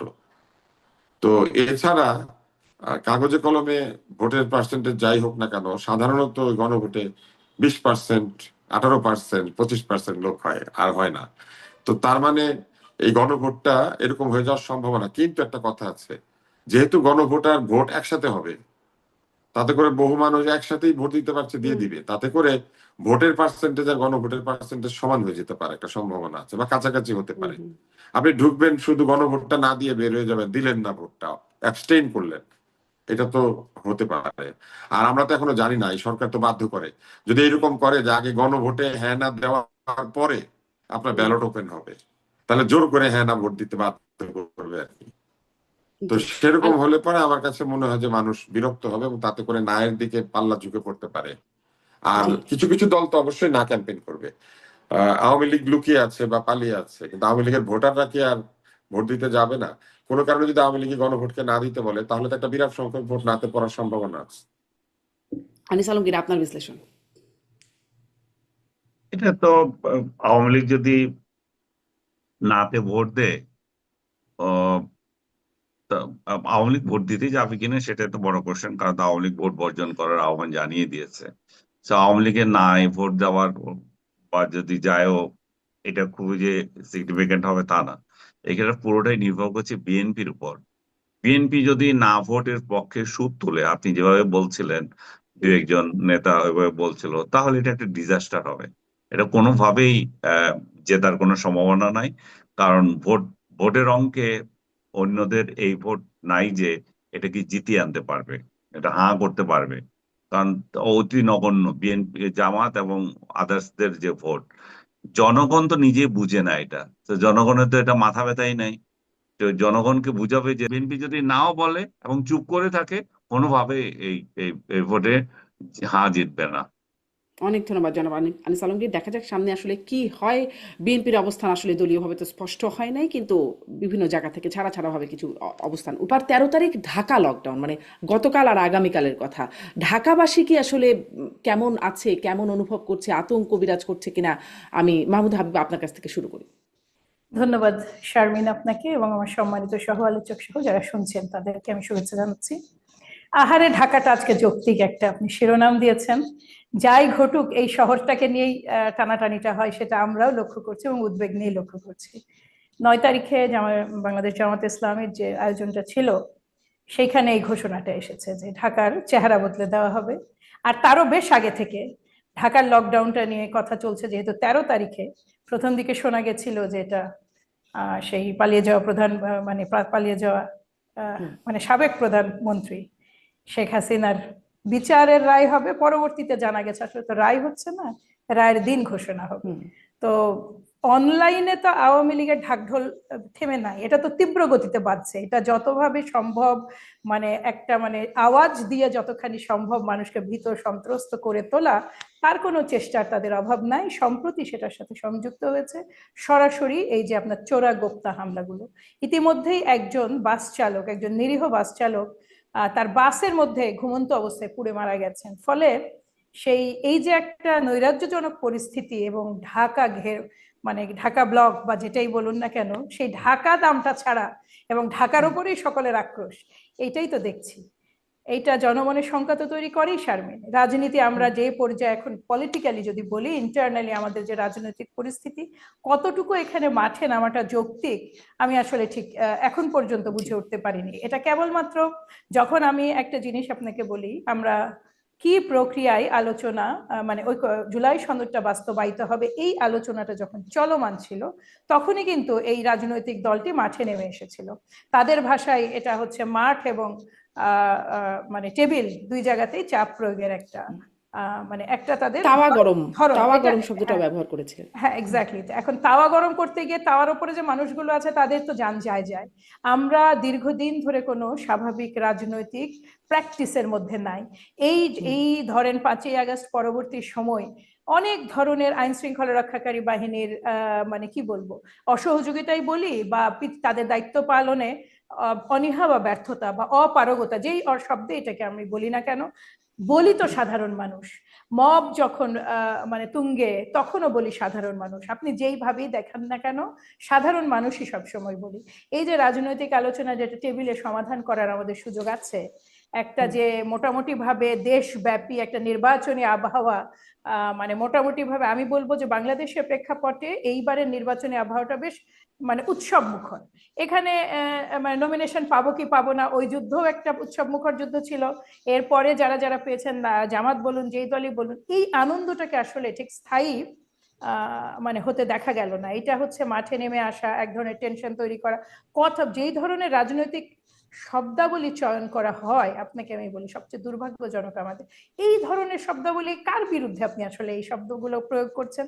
এই অন্তর্বর্তীকালীন সরকার, যে সরকার তো সব অর্থে আমাদেরই, সেই সরকার তো জামাত ইসলামেরও, সেই সরকার তো এনসিপিরও, পাশাপাশি একটা নির্বাচিত রাজনৈতিক সরকারের মতো শক্তিশালী তো এই সরকার নয়। আপনি কোন মানে এই এই যে প্রয়োগ, ভাষার প্রয়োগ যেন ঘুরিয়ে ফিরিয়ে মনে হয় যে বৃহত্তম রাজনৈতিক দল বিএনপির প্রতি এক ধরনের হুঙ্কার মানে ঘুরিয়ে ফিরিয়ে জি, দেওয়া হচ্ছে। আপনাদের প্রতি হুঙ্কার। আমি আপনার কাছে এই প্রশ্নটা রাখি যে ওই যে আমি যেটি মনে করে দিচ্ছিলাম যে তাওয়া গরম বা যে মাঠ গরম করার রাজনীতির কথা আপনিও বলছিলেন, আপনারা আসলে সেটাকে আপনি বলছেন টেবিলে আলোচনা করে সম্ভব, টেবিলের আলোচনা তো তারা ডাকছে, আপনারা যাচ্ছেন না, মানে জামাতের কথা বলছি, তারা তো বলছেন যে আলোচনার জন্য, কিন্তু আপনারা তো তাদের সাথে আলোচনায় গেলেন তাদের না। সাথে তাহলে আমাদের আমি আপনার কাছে একটু পরে জি, আসি যে তাওয়া ঠান্ডা করার জন্য আপনারা কোনো মানে আপনাদের কোনো উদ্যোগ আছে কিনা, এটি একটা যেমন প্রশ্ন, আবার আওয়ামী লীগের চোরাগোপ্তা হামলা দিয়ে এটা পরেই আসি আপনার কাছে। আমি একটু ডাক্তার জাহিদের কাছ থেকে ওটা শুনে আসি। আমি যে শিরোনামটা দিলাম, আহারে ঢাকা, ঢাকার মানুষের মধ্যে আসলে ভীতি আতঙ্ক বিরাজ করছে কিনা, বা মানে জনজীবনে অস্বস্তি বিরাজ করছে কিনা, ডাক্তার জাহিদ? আমি যতদূর দেখেছি, আমি বেরিয়েছি অনেক আগে থেকে বাইরে আছি। গতকাল বাইরে ছিলাম, তার আগের দিন মানে প্রতিদিনই বাইরে ছিলাম, রাস্তায় ছিলাম। ফলে আমি মানুষের মধ্যে তেমন কোনো রকম কোনো ভীতি অস্থিরতা এরকম কিছু দেখিনি, আমি সোশ্যাল মিডিয়াতেও দেখি না। হুম। তবে এখানে একটা কিন্তু আছে, কিন্তু হচ্ছে আমি সরকারের দিক থেকে মনে হলো ব্যাপারটা নিয়ে একটু বেশি সেন্সিটিভিটি দেখানো হচ্ছে। মানে নিরাপত্তা বাহিনী কোথায় কোথায় থাকবে, বিজিবি নামছে, হুম। ওটা হচ্ছে সেটা হচ্ছে, স্কুল কলেজ অনেকগুলো নাকি অনলাইনে ক্লাস নেওয়া হবে, মানে এই ধরনের নিউজ আমি কিছুক্ষণ আগেই দেখলাম। যদি সেগুলো হয়ে থাকে সত্য, আমি খুব বেশি যাচাই করে দেখিনি, কিন্তু আমি প্রতিষ্ঠিত সংবাদ মাধ্যমেই দেখেছি। এগুলো করে বরং এই জিনিসটাকে খানিকটা ট্রাকশন দেওয়া হয়েছে বলে আমার মনে হয়। মানে বাংলাদেশে এরকম কয়েকটা বাস পুড়েছে। লাকিলি লাকিলি বলবো যে বেশিরভাগগুলো যাত্রী সহ ছিল না, একজন চালক মারা গেছে। কিছু ককটেল ফাটছে, গ্রামীণ ব্যাংকের দু একটা অফিসে হামলা হয়েছে। মানে একটা আওয়ামী লীগের মতো দল যার হাতে প্রচুর টাকা আছে, সে টাকা পয়সা দিয়ে এ ধরনের কিছু কাণ্ড ঘটাতে পারে, এগুলো হুম। বাংলাদেশের মানুষ জানে। এবং সেটা আবার খুব ম্যাসিভ স্কেলে কিছু হবে না যে জনজীবনকে বিপর্যস্ত করে ফেলতে পারবে, আমার কাছে সেটা মনে হয় না। তো অত বেশি না, তবে হ্যাঁ, এটা আমি মানতে প্রস্তুত আছি যে আওয়ামী লীগ অলমোস্ট মাঠে নামেনি। তারা খুবই লুকিয়ে চুরিয়ে, মানে শেখ মুজিবুর রহমানের জন্মবার্ষিকী বা মৃত্যুবার্ষিকী যখন পালন করছেন, কোনো রকমে মাছ টাছ করে একজন মুখে এবং কপালে মাছ, দুই জায়গায় মাছ লাগিয়েছেন, এমন ছবি আমাদের সামনে এসছে। সে আওয়ামী লীগ এখন কিছুটা মিছিল করছে, এই ধরনের কিছু নাশকতা করতে পারছে। এটা তাদের এক ধরনের মানে তাদের নেতাকর্মীর সামনে হয়তো তাদের খানিকটা শক্তিমত্তা প্রকাশ করছে।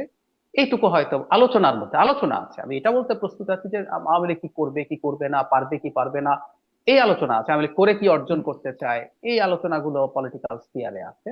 কিন্তু আতঙ্ক ভীতি এরকম কিছু আছে বলে আমি মনে করি না। জি, আপনার তাহলে কোনটাকে, মানে সরকারের তো দুটো অবস্থান, আপনি একদিকে বলছেন যে নিরাপত্তা বাহিনী বা একরকম একটু বেশি বেশি করার একটা টেন্ডেন্সি আপনি সরকারের মধ্যে দেখছেন, আবার অন্যদিকে প্রেস সচিব আওয়ামী লীগ দেখছেনই না, মানে এটার কোনটা আসলে ঠিক? সরকারের দিক, হ্যাঁ সরকারের দিক থেকে আমি এটা বললাম যে জনগণ নিচ্ছে না, কিন্তু সরকারের মধ্যে রিয়াকশন বেশি। আর ইভেন আপনি স্টেপ নিলেও এগুলো অনেক বেশি কথা বলা, এগুলো অনেক বেশি ভিজিবল করা, এগুলো আমি এটা করছি এটা যখন বলতে থাকেন, তখন এই জিনিসগুলো ট্রাকশন পায়। আপনার সাথে আমি একমত, যখন প্রেস সচিব এটা বলছেন আবার সাথে উল্টো এটা করছেন, সেটা আসলে খুব বেশি ম্যাচ করে না।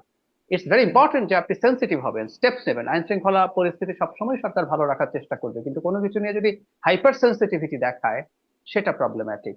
আর প্রেস সচিব মাঝে মাঝে এই ধরনের মন্তব্য করেন, এটা আপনি রাইটলি বলছেন। যদি আওয়ামী লীগ নাই থাকে তাহলে এত হুম। বিজিবি নামছে, আমরা সব অ্যালার্ট করছি, ব্রাশ ফায়ার করে সব শেষ করে দিতে হবে, হুম। এসব আলাপ করা মানে তো বোঝা যাচ্ছে বিরাট শক্তিশালী কিছু হতে যাচ্ছে। আমি ব্যক্তিগতভাবে মনে করি না, কারণ আমরা বুঝবো আওয়ামী লীগের বিভিন্ন প্রোপাগান্ডা পেজ থেকে কিছু ব্যক্তি এবং তাদের স্বীকৃত পেজ, এমন পেজ যেখানে শেখ হাসিনার বক্তব্য তারা প্রকাশ করেছে, তার ইন্টারভিউ নিয়েছেন, এরকম পেজ থেকেও পুরনো মিছিল, পুরনো মশাল মিছিল, এগুলোকে দেখিয়ে আওয়ামী লীগের বর্তমান মিছিল হিসেবে এস্টাবলিশ করার চেষ্টা হচ্ছে। হুম। তাতে আমরা বুঝতে পারি তারা খুব বেশি কিছু আসলে করতে পারবে না। হুম। মানে এগুলো তো খুব পুরনো মেথড যেগুলো হচ্ছে, এমন নতুন কিছু কি আওয়ামী লীগ করছে? এক নাম্বার প্রশ্ন। আর দুই নাম্বার প্রশ্ন, ডাক্তার জাহিদ আরেকটু যোগ ছোট্ট করে একটা আওয়ামী লীগ প্রসঙ্গে শুনে নেই, যে তারা আসলে এই যে চোরাগোপ্তা বিভিন্ন হামলা করছে বলে বলছে, তাদের আসলে এর বাইরে তাদের করবার মতো এখন কি আছে? মানে তাদেরও তো, একদম তারা আপনি তো, জি। একদম আপনি যে কথাটা বলছেন, আওয়ামী লীগ আসলে এটার মাধ্যমে দুটো জিনিস অর্জন করতে চায়, যেটা আপনি বললেন, আমি এই জিনিসটার কথাই আসলে বলছি। সেটা একটা হলো আওয়ামী লীগ আছে, আওয়ামী লীগ টিকে আছে, আওয়ামী লীগ তার অবস্থান জানান দিচ্ছে। এতে জনগণের সাথে তার সম্পর্ক ভালো হবে না, এটা ফর শিওর, বরং আরো খারাপ হওয়ার সম্ভাবনা আছে। আওয়ামী লীগ যা করে গেছে তারপর এখন যদি এগুলো করে, কিন্তু তার যে সমর্থকরা আছে, নেতাকর্মীরা আছে, তারা এক ধরনের ভিজিবিলিটি দেখছে। কিন্তু তার চেয়ে জরুরি কথা, এটা আপনি যেটা বলছেন এটাই আমি আসলে বলার চেষ্টা করছি কয়েক দুই তিন তিন দিন থেকে। আওয়ামী লীগের হয়ে কিছু মানুষ এই ন্যারেটিভ তৈরি করার চেষ্টা করবে যে একটা দলকে যখন তার পলিটিক্যাল কর্মসূচির উপরে তুমি নিষেধাজ্ঞা দিয়েছো, তখন তাকে তো এই ধরনের ভায়োলেন্সের পথেই যেতে হতে পারে। তো ভায়োলেন্স ঠেকানোর উপায় হচ্ছে তার উপরে যে নিষেধাজ্ঞা আছে তুলে নেয়, এবং এটার কিছু গ্রাউন্ডও আছে। একটু গ্রাউন্ডের কথা বলি। কিছুদিন আগে হিউম্যান রাইটস ওয়াচ আরো 5টা মানবাধিকার সংস্থার সাথে বাংলাদেশে একটা রিপোর্ট করেছে। সেখানে আওয়ামী লীগ প্রসঙ্গে তারা যেটা বলছেন, তারা আসলে এখনো আমাদের কথাই বলেছেন। আমরা প্রায় একটা কথা বলতাম যে কোনো রাজনৈতিক দলকে এক্সিকিউটিভ অর্ডার দিয়ে নিষিদ্ধ করা উচিত না। আপনি আইনের মানুষ, আপনি খুব ভালো মতো জানেন যে এক্সিকিউটিভ অর্ডারে অপর পক্ষের আসলে কোন রকম তার আত্মপক্ষ সমর্থনের সুযোগ থাকে না। সেই জন্য আমরা সবসময় বিচারের কথা বলেছি। তো আওয়ামী লীগকে নিষিদ্ধ করার জন্য সরকারও বলছে বিচার করবে। আইসিটিতে আওয়ামী লীগকে দল হিসাবে দেখা হবে, তারা দল হিসাবে মানবতা বিরোধী অপরাধ করেছে কিনা, যদিও সেটার কোনো অগ্রগতি আমরা এখন পর্যন্ত দেখিনি। কিন্তু সেই সময়টা যতদিন তাদের বিচার শেষ না হয়, তাদের কর্মসূচি নিষিদ্ধ করা হয়েছে কিন্তু এক্সিকিউটিভ অর্ডারে। এবং এই কারণে আওয়ামী লীগ আসলে এবার নির্বাচনে পার্টিসিপেট করতে পারছে না। হিউম্যান রাইটস ওয়াচ আসলে এই পয়েন্টটাই ধরেছে যে তুমি তো এক্সিকিউটিভ অর্ডার যে কোনো সময় তুলে নিতে পারো, বিচারের মতো করে চলুক। টেকনিক্যালি বলছি, বিচারের মতো করে চলবে, এক্সিকিউটিভ অর্ডার তুলে নাও, ও ওর কর্মসূচি পালন করবে। সো এই ধরনের একটা ঘটনা যেহেতু আছে, আমি ধারণা করি এটাকে রিলেট করা হবে যে আওয়ামী লীগকে তুমি স্পেস দিচ্ছ না বলেই ওইগুলো করছে, সুতরাং তাকে পলিটিক্যাল স্পেস দাও। এই চাপ সরকারের উপর সম্ভবত আসতে যাচ্ছে। জি। মাহমুদা হাবিবা, আপনার কাছ থেকেও একটা এটা শুনবো এই ছোট করে আওয়ামী লীগের প্রসঙ্গে, এবং তার তার আগে যে প্রশ্নটা ছিল যে আপনারা আসলে তাওয়া ঠান্ডা করার জন্য কিছু করছেন কিনা, সেই প্রসঙ্গে যাব। টেবিলে আলোচনার সুযোগটা কি আর আছে কিনা, বা কিভাবে সেটা হতে পারে, আগে যদি ছোট করে বলেন যে আওয়ামী লীগ আসলে মানে যে প্রশ্নটা করছিলাম, বা আন্তর্জাতিক মহল থেকেও যেটি বলা হচ্ছে যে তারা আসলে কি করবে শারমিন, তাদের আমি এক রাজনীতিতে। সেকেন্ড একটা জিনিস একটু বলি, হাবিবা পর বলুক। মানে তাওয়া ঠান্ডা করার প্রশ্ন আসছে, তাওয়া যদি গরম হয়, তাওয়া গরম হয়েছে বলে আমার মনে গরম হয় না। হয় নাই। আওয়াজ টাওয়াজ আছে। আমরা গতকাল সমাবেশ দেখলাম, তারা সরকারকে আচ্ছা। বিরাট চাপ দেবে। 8টা সংগঠন মিলে, এর মধ্যে অন্তত 2টা সংগঠন, জামাত এবং হুম হুম। ইসলামী আন্দোলনের মোটামুটি একটা ভালো সংখ্যা সমর্থক আছে বলে মনে হয়। তা বিরাট এরিয়া নিয়ে দাঁড়িয়েছেন, কিন্তু মাঝখানে পুরো ফাঁকা। চিজের ভেতরে যেমন ফাঁপা থাকে বড় বড় অনেক চিজের, ঠিক সেরকম দেখা গেছে। সুতরাং তাওয়া গরম আসলে হয়েছে বলে আচ্ছা আমি মনে করি না। আচ্ছা, তার মানে তাওয়া গরম হয় নাই, আপনাদের ঠান্ডা করতে হবে না, কিন্তু তাওয়া যাতে গরম না হয় সেজন্য না, আপনারা কিছু না, করবেন না। কিনা। মাহমুদা হাবিবা, জি, আপনার কাছে যাই। দেখুন, জাহিদ ভাই এটা খুব স্পষ্ট করেই বলেছেন। দুটো জিনিস আছে। এক হচ্ছে যে রাজনৈতিক দলকে আপনার দুইভাবে আপনি মানে নাই করে দিতে পারেন, দুইভাবে। সেইটা প্রথমত। এক হচ্ছে যদি আপনি আইনগতভাবে ব্যবস্থা নিয়ে এটার বিরুদ্ধে কেস, মানে যেটা ডিউ প্রসেস, যেভাবে জার্মানি মানে নাৎসি বাহিনীকে নিয়ে করা হয়েছে, নাজি পার্টিকে নিয়ে। দ্বিতীয়ত হলো তাকে যদি আপনি এক্সটিংক্ট করে দেন, এগেইন আমি বলি নিজস্ব প্রসেসে, তার যে সমর্থক, যে তার অনুপস্থিতিতে যে ভ্যাকিউম তৈরি হচ্ছে, সেই ভ্যাকিউমটা ফিল করে তার সমর্থকদের টেনে এনে তাকে ইরিলেভেন্ট করে দেওয়া। এই দুইটা ওয়ে ছাড়া বিশ্বে কোথাও কোনো রাজনৈতিক দলকে নিষিদ্ধ করে কোনো ফায়দা আসেনি। বরং সেই দলগুলো যত দাগি দলই হোক না কেন, আপনি যখনই তাকে নির্বাহী আদেশে নিষিদ্ধ করলেন, আপনি তাকে ভিকটিম বানিয়ে দিলেন। They are not victim, they are criminals. আপনি তাদেরকে নির্বাহী আদেশে নিষিদ্ধ করে অনেক রাস্তা খুলে দিলেন যে they can play as a victim. এই যে চোরাগোপ্তা আন্দোলন বা চোরাগোপ্তা হামলা, এই যে এতগুলো জানের দায়, তার তো একটা বলার কথা অবশ্যই আছে যে আমার তো কোনো রাজনৈতিক কর্মসূচি পালনের অধিকার নাই। এই কথাটা আপনি শুনতে গেলেন কেন? প্রথমত, দেশের মানুষ, আপনি প্রথমেই যেটা আমাদের মানে 2024-এর ফেব্রুয়ারি, 25-এর ফেব্রুয়ারি মাসে কিন্তু এটা নিয়ে আমরা আলাপ করেছি দলীয়ভাবে। এটা বলা হয়েছে যে এটার মামলাটা আপনারা অনুগ্রহ করে একটু সংশোধন করে, একটা অনুচ্ছেদ সংশোধন করে মামলাটা পরিচালনা করুন। আজ অব্দি যেটা শুনলেন, জাহিদ ভাই, অলরেডি নির্বাচন চলে এসেছে। আপনি এই যে নির্বাহী আদেশ এইটা যে ঝুলন্ত করে রেখে দিলেন, একটা দল যেটার প্রপার ওয়েতে রিকনসিলিয়েশন প্রসেস হিসেবেই একটা বিচারিক ব্যবস্থার মুখোমুখি হয়ে তাদেরকে পুনরায় রাজনৈতিক ব্যবস্থায় হয় ফিরে আসবে, নয় দেশের মানুষ রিজেক্ট করবে, তার যে কোনো একটা, তাই তো? এইটার সুযোগ না দিয়ে আপনি নির্বাহী আদেশে না ব্যান্ড, না, মানে কি বলবো, এটা একটা অদ্ভুত পরিস্থিতি। আমার কাছে সবসময় মনে হয়েছে যে একটা পপুলিস্ট ডিসিশন নেওয়াটা খুব সহজ ছিল এই সরকারের জন্য, তারা সেগুলো নিয়েছে। যেমন আওয়ামী লীগ নিষিদ্ধের দাবিতে কিছু ছেলে পেলে গেল, কিছুই বলবো আমি, সংখ্যাটা কিছু, 20 কোটি লোকের দেশে একটা প্রকাশ্যে যদি সেই অর্থে, হ্যাঁ, কিন্তু এটাও আপনাকে মনে রাখতে হবে ওই সময় কিন্তু দেশের মানুষ was not ready to accept Awami League not by any mean. কাজেই ওইটা একটা রাইট টাইম ছিল বিচারিক ব্যবস্থা মানে শুরু করে দেওয়ার। ওইটা সেটা না করে আপনি কোথায় গেলেন? আপনি গেলেন কুইক ডিসিশনে। এগুলো তো আমরা দেখে এসেছি, জামাত ইসলামীকে নিষিদ্ধ দেখেছি, ছাত্র শিবিরকে নিষিদ্ধ দেখেছি।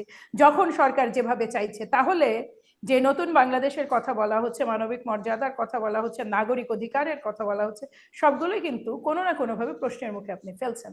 আওয়ামী লীগ প্রশ্নে আমার কথা হচ্ছে যে স্বাভাবিক পরিস্থিতিতে কখনোই এই দলটা এই যে দুইজন না 5 জন নিয়ে একটা মিছিল তারা করতে পারতো না, সেই জায়গাটা আমি বলবো যে সরকারের এটা হঠকারী আচরণ এবং যা মানে খুব দূরদর্শী চিন্তা ভাবনা না করে সির্ফ আমাদের সময় কোনোভাবে দায়িত্বটা পালন করে আমরা বেরিয়ে যাই, পরবর্তী সরকার বুঝবে, এই গোছের আচরণটা এটা আজকের এই দিনের জন্য দিনের যে তৈরি হয়েছে। এই যে পরবর্তী সরকার বুঝবে ধরে নেওয়া হচ্ছে যে পরবর্তীতে এখন বিএনপিকে অপেক্ষমান সরকার হিসেবে ভাবা হচ্ছে, পরবর্তী সরকার এসে আসলে কি বুঝবে আওয়ামী লীগের ব্যাপারে? তারা কি তাদের এই নির্বাহী আদেশটা বাতিল করবে, এরকম কিছু ভাবনা আছে? আমরা তো প্রত্যাশা করি এর মধ্যে আইনগত ব্যবস্থায় শুরু হয়ে যাবে, তাদের বিরুদ্ধে বাতিল করার প্রয়োজন হবে না, অটোমেটিক্যালি ওই প্রসেসটাই পড়ে যাবে। আইনগত প্রক্রিয়া শুরু হলো, কিন্তু প্রক্রিয়া তো একটা শেষ হতে হবে, বা বিচার শেষ হতে হবে, 1 বছর হোক 1.5 বছর হোক। এখন আপনাকে এবার একটা জিনিস মনে রাখতে হবে, কোনো কিছু ইম্পোজ করা যত সহজ, এটাকে অত কিন্তু সহজ নয় এটা থেকে বের হয়ে আসা। এই জিনিসটা রাজনৈতিক দলকে অনেক দিক বিবেচনা করতে হয়। তখনকার পরিস্থিতিতে বাংলাদেশ জাতীয়তাবাদী দল তাদের পলিসি এবং দেশের মানুষের চাওয়া, এই দুইটা সমন্বয়ে যেটা বেস্ট ডিসিশন হবে সেটাই করবে। এবার আপনি আসেন তাওয়া গরম হওয়া ঠান্ডা হওয়া, যেটা আমি জাহিদ ভাইয়ের সাথে একমত। দেখুন, আমার কথা হচ্ছে, আপনি বলছিলেন জামাত ইসলামের সাথে আমার কোনো সমস্যা নেই, আমি জামাত ইসলামের সাথে বসতে যাব কেন? আমার ট্রাবলটা হচ্ছে জুলাই সনদের যেই ভার্সনটাই আমি সই করেছি, আমাদের দল সই করেছে, আমাদের মতদ্বৈততা সহ, আমাদের মতৈক্য হয়েছে, নোট অফ ডিসেন্ট সহ যেই ভার্সনটাই আমরা সই করেছি এবং প্রক্রিয়া হিসেবে যেগুলো আলাপ আলোচনা হয়েছে, সেগুলোর বাইরে যে একটা সুপারিশমালা সহ যেটা পেশ করা হয়েছে প্রধান উপদেষ্টার কাছে এই আপনার ঐক্যমত্য কমিশনের পক্ষ থেকে, যেটার প্রধান আবার ডক্টর ইউনূস, সেইটা নিয়ে আমাদের আপত্তি তো ঐক্যমত্য কমিশনের এই সুপারিশ তো জামাত তৈরি করেনি, করতে পারে গোপনে, কিন্তু আমরা তো জানি না। এই সুপারিশ তো এনসিপি তৈরি করেনি, এই সুপারিশ তো প্রকাশ্যে ঐক্যমত্য কমিশন, যেটার প্রধান ডক্টর ইউনূস, সেই সুপারিশ দিয়েছে। আমাদের সমস্যা তো জামাত ইসলামী কি চাইছে দল হিসেবে তার ব্যাপার, তারা চাইতেই পারে, যা খুশি চাইতে পারে, কিন্তু আমি যেই সইটা দল হিসেবে আমার সইটা তারা নিয়েছে জুলাই সনদে, যেখানে আমাদের নোট অফ ডিসেন্ট উল্লেখ করা ছিল, আমাদের কোন কোন মতের বিষয়ে আমরা একমত হয়েছি সবই উল্লেখ ছিল, কিংবা এই যে প্রক্রিয়াতে 270 দিন, অলমোস্ট 2 মাস আলোচনা হয়েছে, 270 দিন কিংবা অটোমেটিক্যালি সংবিধানে সংযুক্ত হয়ে যাওয়া, এই বিষয়গুলো তখন আসেনি। ফলে বিএনপির কমপ্লেন তো সরকারের প্রতি, বিএনপির মানে যে মিসআন্ডারস্ট্যান্ডিং, এটা তো সরকারের প্রতি। জামাত ইসলাম এখানে কে? সরকারকে নিযুক্ত করেছে যে সমস্যা সমাধান করুন, এবং করলে সেটা। তারপরে সরকার তো বলেছে আপনারা বৈঠক করে সমাধান করুন, কেন আলোচনা আমার করুন। না, কিন্তু শারমিন, আপনার সাথে আমার সমস্যা, আমি জাহিদ ভাইয়ের সাথে বসবো কেন? একটু বলবেন কাইন্ডলি। আপনার সাথে আমার ট্রাবল, আপনি হোস্ট, টকশো হোস্ট, আপনি কিন্তু এই জায়গাটাই কিন্তু সুপ্রিম আমাদের 3 জনের মধ্যে, ঠিক আছে? আমার ট্রাবল আপনার সাথে, আমি জাহিদ ভাইয়ের সাথে বসবো কেন? জাহিদ ভাইয়ের আমি দুইজনই তো এখানে আলাদা রাজনৈতিক দল, আমার তো কোনো প্রয়োজন নাই। আমার সমস্যা, আমার প্রশ্নের উত্তর তো আপনি দেবেন। আপনি আমার যে সইটা নিয়েছেন, আপনি আমাকে অ্যান্সার করেন যে আপনি ওই ডকুমেন্টটা যদি আপনি ওইটা নিয়ে প্রসিড করেন, আমি আপনার সাথে আছি, আমার কোনো প্রশ্ন নাই।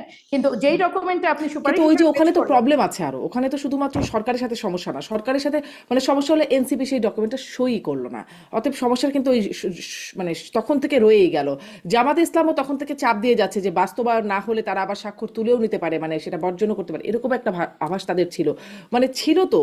সরকার তো সেই বিষয়গুলোকে অ্যাকোমোডেট করতে গিয়ে এরকম একটা লেজে গোবরে অবস্থা করলো, তাই না? আসলে এনসিপির বিষয়টা হচ্ছে, এনসিপি নতুন দল, তাদের জন্য এটা প্রথম নির্বাচন, কখনোই নির্বাচন করেনি, তারা কখন কোন বিষয়ে এসে কোন পয়েন্টে এসে এগ্রি করবে এটা তাদের ব্যাপার। জামাত ইসলামী যেদিন জুলাই সনদ সই হয়, আমার যদি ভুল না হয়ে থাকে, সেদিন সকালবেলা পর্যন্ত তারা বলেছেন যে জুলাই সনদ সই করবো না বলে, তারা শুধু এই সেরেমনিটা দেখতে যাবেন, এই ধরনের একটা ভাইব দিয়ে যে সই করে এসেছেন। ফলে জামাতের কোন কথাটাকে যে আসলে খুব সিরিয়াসলি নেওয়া যায় বা প্রারম্ভিক পর্যায়ের একটা বিষয় থাকে রাজনীতিতে, কিংবা রাজনীতিতে বলা বক্তব্য দল হিসেবে কোনো কোনো দলের প্রতি আপনি আস্থা রাখতে পারেন যে ওরা এটা বলছে তার মানে মিন করছে। জামাত আসলে সেই দল নয়। ফলে তারা এখন যতই বলুক, ফাইনালি নির্বাচন মানে নির্বাচনের সময় ঘেনি আসুক কিংবা সরকার ঘোষণা করুক তারা কোন প্রক্রিয়া এটা চাইছে, মানে তারপর আমরা দেখি। তাহলে আপনার কাছে আমার প্রশ্ন থাকবে যে তাহলে ওই যে মানে তাহলে আপনারা কি করবেন? দলগুলোর সাথে বসবেন না, বা জামাত আপনাদের ডাকলেও আপনি বলছিলেন যে আলোচনার মাধ্যমে সমাধান হতে গেলে রাজপথে, সেই আলোচনার জায়গাটা যদি আপনারা না যান, আপনাদের কৌশলটা কি তাহলে? জামাত বলছে তারা কিন্তু যমুনার সামনে অবস্থানের ঘোষণা দিচ্ছে, দাবি আদায় না হলে তারা সেই ঘোষণা তারা দিয়ে রেখেছে, যমুনার সামনে অবস্থান করবে। এই অবস্থান করেই আওয়ামী লীগকে নিষিদ্ধ করা হয়েছিল। আবার এবার জামাত যাচ্ছে অবস্থান করতে। কি হতে পারে, আপনারা কি করতে পারেন, সেটা নিয়ে আমি আপনার কাছে আসছি। আমি ডক্টর জায়েদ আপনার কাছ থেকে একটি এটা শুনতে চাই যে এই যে জামাত আসলে অবস্থান কর্মসূচি ঘোষণা করছে যমুনার সামনে দাবি আদায় না হলে, আগামীকাল আমরা জানতে পারছি যে ডক্টর ইউনূস জাতির উদ্দেশ্যে ভাষণ দেবেন। মনে হয় যে এই যে যেটি মাহমুদুর রহমান বান্না বলেছিলেন গন্ডগোল পাকিয়ে রেখেছেন ডক্টর ইউনূস, সেই গন্ডগোলটা ছুটবে তার ভাষণে, এরকম কোনো ফর্মুলাকে তারা আবিষ্কার করেছেন? আমার মনে হয় না। আসলে আমরা যে বিষয় নিয়ে জামাতকে এখন তার সাথে আবার এটা ছাড়া এটাকে তারা এখন নির্বাচনের সাথে রিলেট করে ফেলছেন, এগুলো প্রত্যেকটা প্রক্সি যুদ্ধ। জামাত আসলে এগুলো এনে চাপ তৈরি করতে চাইছে সরকারের উপরে, আমি মনে করি না। জামাত আসলে চাপ তৈরি করতে চাইছে বিএনপির উপরে, এটা আমি অনেক দিন থেকে বলছি। আমার এই হাইপোথেসিসটা কারো কাছে সঠিক মনে হবে কিনা জানি না, গত 4 মাস থেকে বলছি, যখনই তারা লোয়ার হাউসের পিআর এর কথা বলছেন তখন থেকে। দেখুন, এবং আমি জানি না কিছুদিন আগে আপনাদের চোখে পড়েছে কিনা, একটা জাতীয় দৈনিকে তারা একটা মন্তব্য করেছেন, যে মন্তব্যটা আমি অনেক দিন থেকে করছি। সেটা হলো, জামাত আসলে বিএনপির কাছে ছাড় চায়। জামাত বিরোধী দলে থাকবে সেটা পছন্দ করছে না। জামাত বিএনপির সাথে জোটে নির্বাচন করতে চায়, সরকারেও থাকতে চায়। এখন প্রশ্ন হচ্ছে বিরোধী দল কে হবে? ওই পত্রিকা লিখছে যে আওয়ামী লীগের লোকজন ইন্ডিপেন্ডেন্ট দাঁড়াবে, জাতীয় পার্টি সহ যারা আছে তারা দাঁড়াবে। এটা আমি দীর্ঘদিন থেকে বলছি একটা কারণে, জামাত সম্পর্কে একটা বাজে ধরনের ইনফ্লেটেড পারসেপশন তৈরি হচ্ছে জামাতের কারণে। আপনার আমার মতো যারা আমরা মিডল ক্লাস আছি, আমরা প্রচুর সোশ্যাল মিডিয়াতে যাই, কিন্তু আমরা আসলে সোশ্যাল মিডিয়ার অনেক কিছু মিস করি। সোশ্যাল মিডিয়া যে কতগুলো ইকো চেম্বার তৈরি করে, সোশ্যাল মিডিয়ার যে কতগুলো অ্যালগরিদম আছে, আপনাকে একটা ইলুশন আপনার সামনে নিয়ে আসে, আমি অনেকে হয়তো সেভাবে খেয়াল করি না। ফলে সোশ্যাল মিডিয়ার কারণে, জামাতের শোরগোলের কারণে অনেকের মনে হয়েছে জামাত তো মনে হয় এবার অনেক ভালো কিছু করে থাকবে। এই যে আমি আপনাকে বলছি, আপনি যদি শারমিন একটা পোল দেন আগামীকাল 48 বা 72 ঘন্টার জন্য, আগামী নির্বাচনে কে সরকার গঠন করবে বলে মনে করেন, ওই পোলে জামাত বিএনপি চাইতে 3 গুণ ভোট পাবে কমপক্ষে। কেন পাবে? আপনার এই পোল, এটা আমার আমার ব্যাখ্যা, জামাত তাদের বিভিন্ন গ্রুপে ছড়িয়ে দেবে যে সবাই ভোট দাও। তো সবাই ভোট দিয়ে বিএনপি চাইতে 3 গুণ ভোটে বলবে যে তারা সরকার গঠন করবে। এখন সমস্যা যেটা দাঁড়াচ্ছে, এই যে একটা ইলুশন তৈরি হয়েছে জামাত সরকারই গঠন করে ফেলতে পারে। আমি আমার আশপাশে কাউকে কাউকে বলতে শুনছি, সেই জামাত যদি নির্বাচনের পর দেখা যায় 25 সিট পেয়েছে, 25, 30, তখন জামাতের রাজনীতি ইটসেলফ ধ্বংস হয়ে যাবে। জামাতের টপ লিডাররা জিতে আসবে কিনা সেই গ্যারান্টি নাই। জামাতের সভাপতি জিতবেন, খুব সংশয় আছে। নায়েবে আমির জিতবেন, মানে আমির জিতবেন, নায়েবে আমির জিতবেন, খুব সংশয় আছে।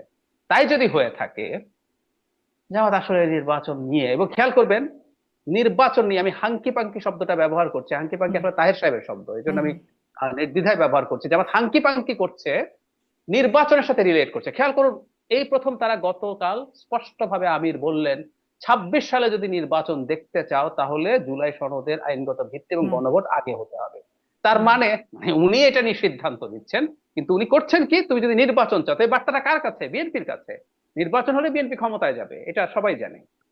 তো তাই যদি হয়ে থাকে, সুতরাং তোমার নির্বাচন এনশিওর করতে হলে তোমাকে আসলে এই নেগোসিয়েট করতে হবে। এখন এই জুলাই সনদ আসলে প্রক্সি ওয়ার, মূল ওয়ারটা হচ্ছে জামাতের সাথে বসে তার সাথে আসন সমঝোতা করো, তাকে আসন ছেড়ে দাও, দিয়ে টিয়ে তাকে একটা সম্মানজনক সিট সে পাবে, সে সরকারে থাকবে, এগুলো নিশ্চিত হলে জামাত এসব থেকে সরে আসবে বলে আমি বিশ্বাস করি। একই কথা প্রযোজ্য এনসিপির সাথে, খুবই কড়া কড়া কথা। এমনকি যমুনা ঘেরাওতেও তারা সমর্থন দেবে বলছে। এই এনসিপি গিয়ে তারা বিএনপির লোকজনের সাথে বসে সিট নিয়ে আলোচনা করছে না করছে, এইটা খুবই নন ইনফরমেশন। এবং আমরা খেয়াল করছি আসিফ মাহমুদ সজীব ভুঁইয়া বিএনপি ফাঁকা রেখেছে এমন একটা সিটে গিয়ে তিনি নতুন করে ভোটার হচ্ছেন, এইটুকু তো অঙ্ক মেলানো খুব কঠিন কিছু না। তো এনসিপিও কঠোর থাকছে যাতে বিএনপি তাদের সাথে একটা বেটার নেগোসিয়েট করে। এগুলো আসলে মূল ইস্যু, এটা পলিটিক্যাল ইস্যু। ডক্টর ইউনূস যেটাই করুন না কেন, শেষ জি পর্যন্ত এটা আসলে এই জায়গায় সেটেলমেন্ট না হলে সমস্যা হবে। জি, আপনার ধারণাটা খুবই গুরুত্বপূর্ণ। এখানে আমি মাহমুদা হাবিবার কাছ থেকেই জানতে চাই যে আসলে এরকম কিছু হচ্ছে, মানে বিএনপির অঙ্কটা কেমন? জামাত অঙ্ক কষে এই সমীকরণ মানে এইটা বের করছে যে আসন সমঝোতা করে তারাও সরকারের অংশ হয়ে থাকতে চায়, তারা বিরোধী দলে যেতে চায় না বা ভোট কম পাবে, যেটি আসলে আমি যদি ডাক্তার জাহিদের হাইপোথিসিসটাকে নেই এবং আপনার কাছে জিজ্ঞেস, আপনারা কি আসলে এই আসন সমঝোতার ব্যাপারে অন্তরালে জামাতের সাথে আলোচনা হচ্ছে? ঢাকা 10 আসনটা কি আসলেই আপনারা আসিফ মাহমুদকেই ছেড়ে দিলেন? এই বিষয়গুলো তো জনমনের প্রশ্ন আছেই। কি বলবেন? দেখুন, এটা যতক্ষণ দল থেকে ঘোষণা না দেওয়া হবে যে কোন অংশ কার বা কোন আসন কার জন্য ছাড়া হয়েছে, বলার কোনো সুযোগ নেই। তবে আমি ডক্টর জাহিদের এই বিষয়ের সাথে সম্পূর্ণ সম্পূর্ণ একমত। আপনি যদি, এটা শুধু বাংলাদেশে না, আপনি যদি যে কোনো বিশ্বের গণতান্ত্রিক দেশগুলোতে, বিশেষ করে যেখানে জোটের প্রবণতা আছে, যেমন আপনি ভারতের কথা আপনি চিন্তা করেন, আপনি অন্যান্য দেশগুলো যারা দুটো তিনটা দল মিলে একটা বড় দলের সমকক্ষ হওয়ার চেষ্টা করে, কিংবা বড় দল থেকে আসনের সমঝোতা অথবা জোটের আশা করে, এই খেলগুলা শুরু হয়ে যায় 3-4 মাস আগে থেকে। এটা তো আসলে ইলেকশনের আগের দিনের খেলা নয়।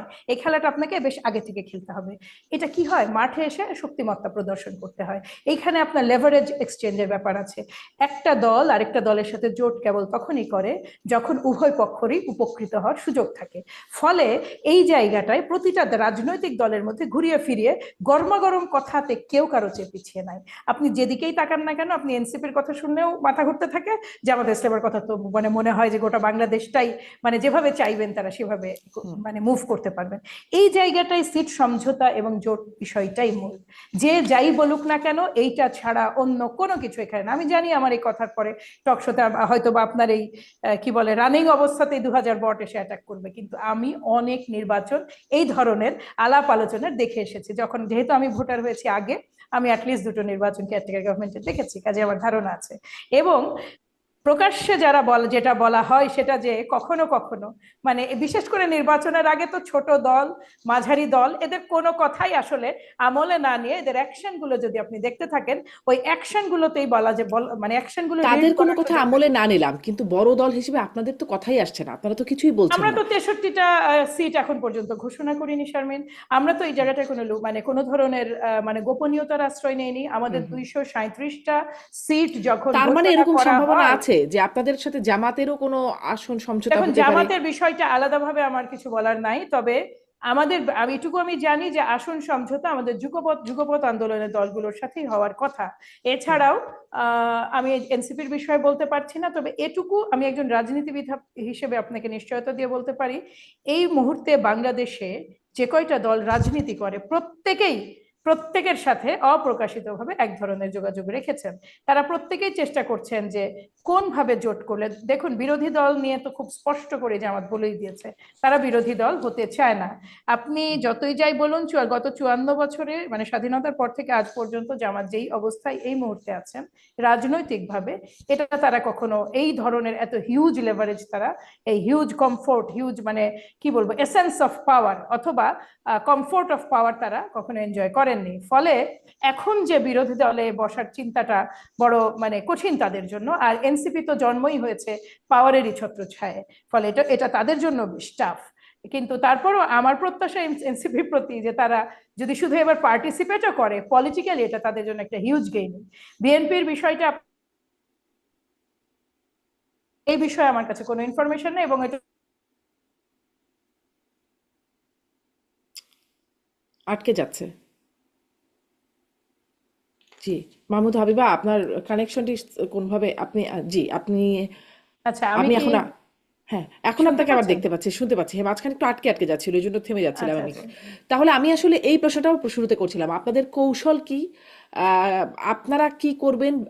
জামাত তো এই যেটাই বলি না কেন বারবার তাওয়াগন শব্দটা, সেই ডাক্তার তাহেরের শব্দটাই আসছে। তারা নানান রকম কর্মসূচি দিচ্ছে, মাঠে কর্মসূচি দিচ্ছে, যমুনার সামনে কর্মসূচি দিচ্ছে, বক্তব্য দিচ্ছে। আপনারা আসলে কি করবেন? আপনারা প্রতারিত হয়েছেন বলে এখানেই থেমে থাকবেন নাকি আমরা আপনাদের তো অবস্থা থেকে? গতকালকে আমি সংবাদ আসিয়া জি হ্যাঁ বলেন, জি শেষ করেন গতকালকে তো তাহলে। আমরা সংবাদ সম্মেলনও করেছি, খুব সুস্পষ্টভাবে আমরা আমাদের অবস্থানটা ব্যাখ্যা করেছি।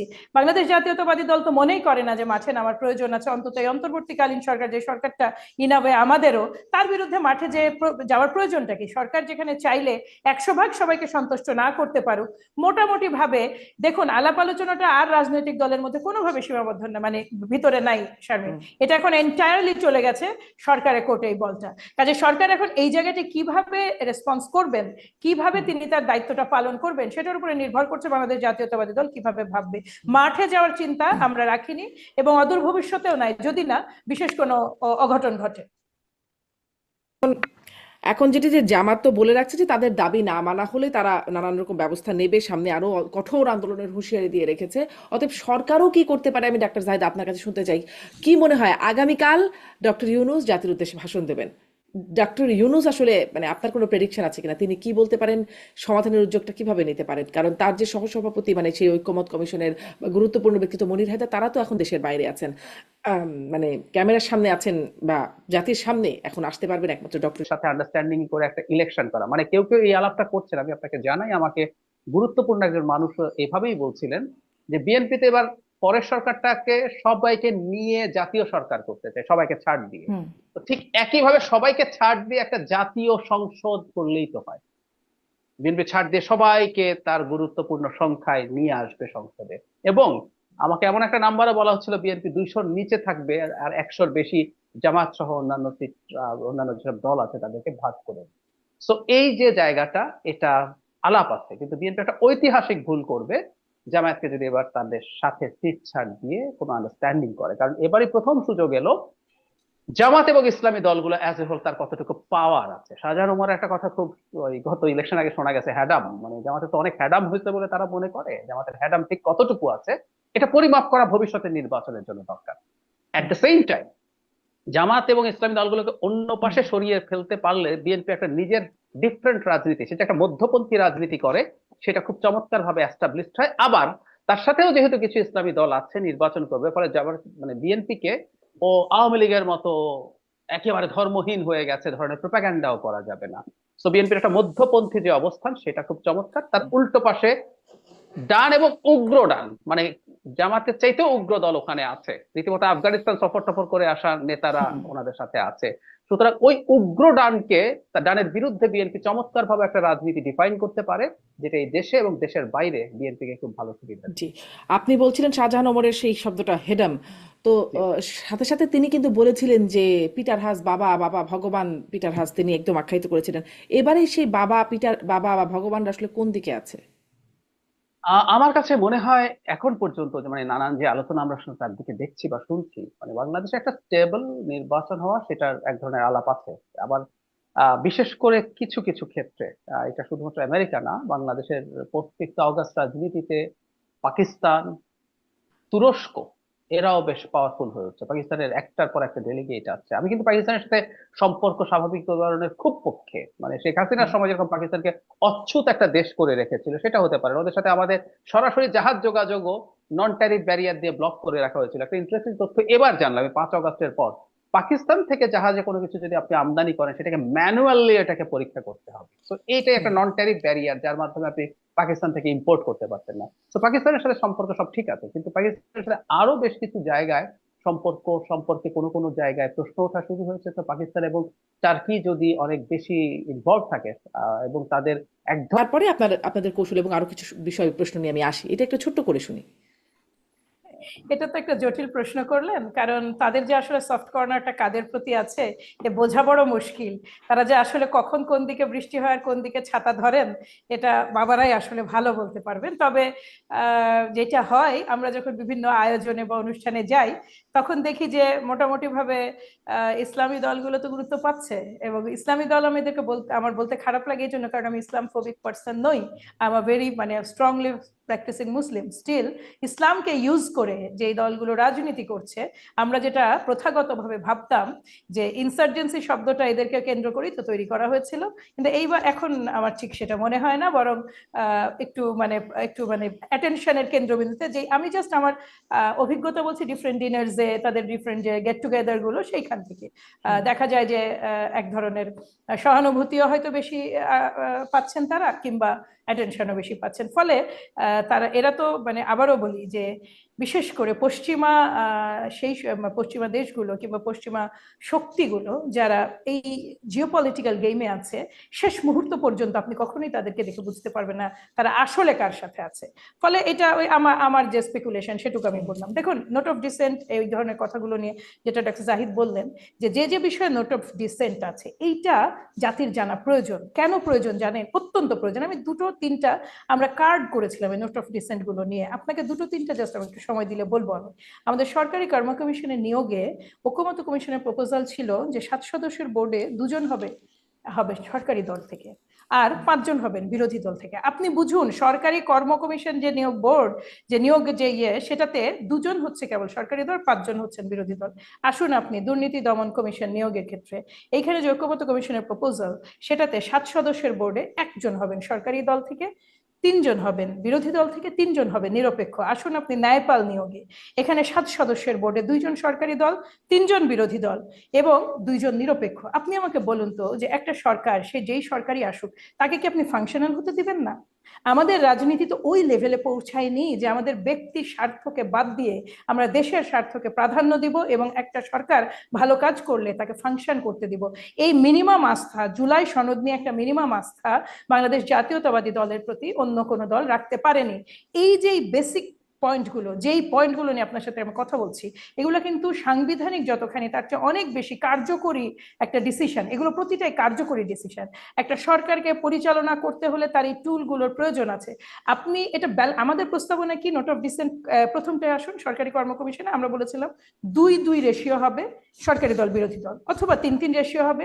আমরা বাকি ক্ষেত্রে একই কথা বলেছি, সমান সমান হওয়া উচিত, নিরপেক্ষ যারা থাকছেন তারা থাকুন। এই জায়গাটাতে আপনি প্রথমেই যখন আমরা নোট অফ ডিসেন্ট নিয়ে কোথাও কথা বলি, তারা বলে দেন যে আমরা এটা পরিবর্তন চাই না। আমরা এটা পরিবর্তন চাই, কিন্তু আমরা ব্যালেন্স চাই। এককভাবে সরকারি মানে প্রাধান্যও না থাকুক, শুধুমাত্র বিরোধী দলের হাতে যে আপনি ছেড়ে দিচ্ছেন, কোন বিরোধী দলের হাতে? যে এই তার নিজের সরকারের বিরুদ্ধে যে মাঠে নামছে তাদের বিরুদ্ধে, যারা আজ অব্দি সরকারে এখনো একজন তাদের প্রতিনিধি বসে আছে, বাইরে যে দলটা আছে সেই দল আজ পর্যন্ত সই করতে পারলো না জুলাই সনদ, তাদের প্রতি আপনি আস্থা যদি আমাদের প্রতি না থাকে, আমাদেরও তো আস্থা রাখার কোনো কারণ আমি দেখছি না। এই যে নোট অফ ডিসেন্ট নিয়ে কথা হচ্ছে, আমাদের 10-11টা পয়েন্ট, প্রতিটাই, বাকিগুলো আরো টেকনিক্যাল, ওগুলোতে আর না যাই, প্রতিটা নিয়ে কিন্তু এই ধরনের কথা বলার সুযোগ আছে। আপনি আজকে কিভাবে ডিজাইন করা হয়েছে শারমিন, আপনাকে একটু বলি। এই যে বললেন অপেক্ষমান সরকার, ডক্টর জাহিদ বললেন যে বিএনপিকে অপেক্ষমান সরকার বলা হয়, অথবা আপনি বললেন বোধহয় আলোচনার মধ্যে। এইটা মাথায় রেখে আপনি যদি সংস্কার করেন, তাহলে কি রাইট হলো? আজকে থেকে 5 বছর পরে ধরে নিচ্ছি, এই 5 বছর বিএনপি একেবারেই ভালো করতে পারলো না, 5 বছর পরে এনসিপি ক্ষমতায় আসলো, এনসিপি তো উঠে পড়ে লাগবে কিভাবে এই সনদকে বাতিল করা যায়। তারাই বাতিল করবে, কারণ সরকার তাদের পরিচালনা করতে হবে যে। অথবা জামাত ইসলামী 10 বছর পরে আসো, তারা চেষ্টা করবে যে কিভাবে এগুলো বাদ হয়ে যায়, একটা যেন ব্যালেন্সে আসে। সরকারকে যখন আপনি একটা রাষ্ট্র ক্ষমতা পরিচালনার জন্য এই প্রতিটা অর্গান এই অত্যন্ত গুরুত্বপূর্ণ, নিজের লোক বসানো বলতে তারা যেটা বোঝেন, একটা দেশ ওইভাবে পরিচালিত হয় না শারমিন। ফলে নোট অফ ডিসেন্ট গুলো স্পষ্টভাবে থাকা উচিত, সাধারণ মানুষের জানা উচিত যেটা আসলে সংস্কারের বিএনপি বিরোধী নয়। বিএনপি কোন জায়গাটা বিরোধী হচ্ছে একচেটিয়া ভাবে বিভিন্ন অর্গানগুলোকে বিরোধী দলের হাতে তুলে দেওয়া হচ্ছে, ওইটাতে আপত্তি আছে। তারা তো এটাও বলতে পারতেন যে সুশীল সমাজ চলে আসুক, সুশীল সমাজ একটা মেজর রোল প্লে করুক, তা কিন্তু বলেননি। খেয়াল করুন আপনি শব্দগুলো, রাজনৈতিক দলের হাতেই ঘুরিয়ে ফিরিয়ে আপনি পাওয়ারটা দিয়ে রাখছেন কেন? একটু ঘুরিয়ে ফিরব যদি এইভাবে বলি, গত 1 বছরে যত নিয়োগ, যত ডিসি, যত সচিব ইনারা দিয়েছেন, এই প্র্যাকটিস থেকে বেরোতে হয়তো কষ্ট হচ্ছে, তাই এভাবে তৈরি করা হয়েছে। এটা তো কোনোভাবে একটা প্রপার মানে ডিসকাশন আমার কখনোই মনে হয়নি। এটা এত মাথা লোকজন যারা এসেছেন, ইউএসএ থেকে যারা এসেছেন, তারা খোদ ইউএসএ তে বসে আজ অব্দি আপনি কি প্রধান বিচারপতি, আপনি যে দেশে বসবাস করছেন বা নাগরিক, আপনার প্রধান বিচারপতিকে বিরোধী দল দিচ্ছে? সম্ভব? কিন্তু এই দেশে ডেমোক্রেসি কি চলছে না?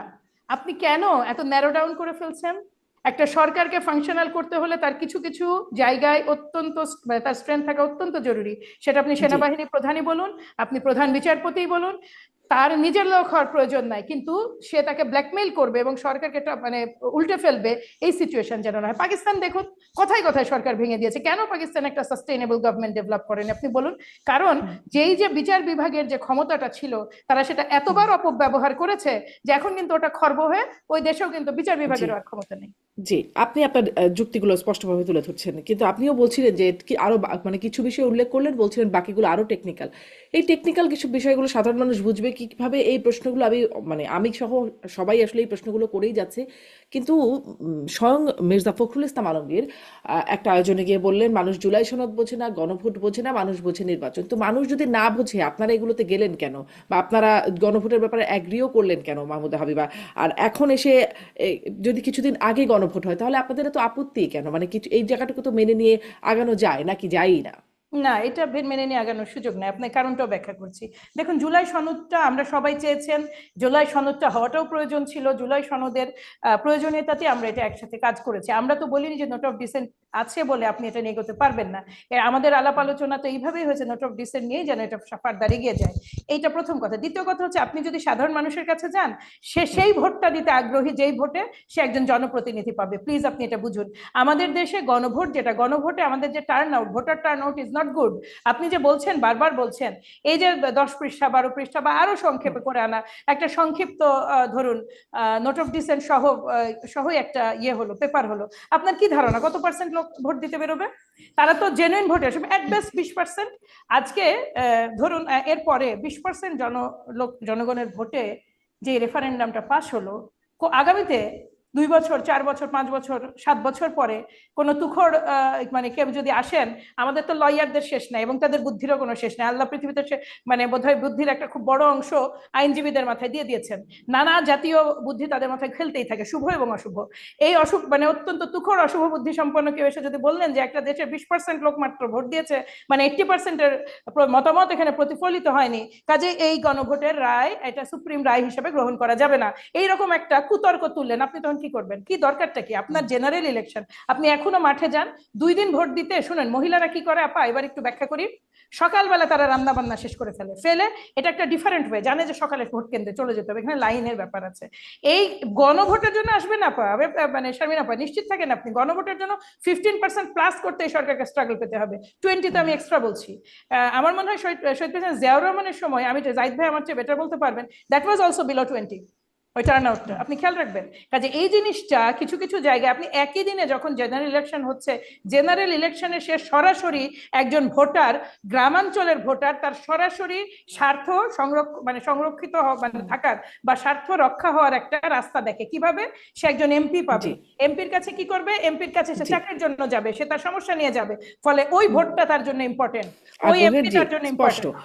আমি ডক্টর জাহিদ আপনার কাছ থেকে এটা নিয়ে একটু সামারি শুনে, যে আসলে গণভোট জুলাই সনদ দিয়ে যে এখন যে দ্বান্দ্বিক অবস্থানে চলে গেছে বা গন্ডগোল পর্যায়ে পৌঁছে গেছে, সেটা নিয়ে আসলে আপনার কি মনে হয়, জনমনে এটা নিয়ে ধারণাটা কিরকম, মানুষ কি ভাবছে?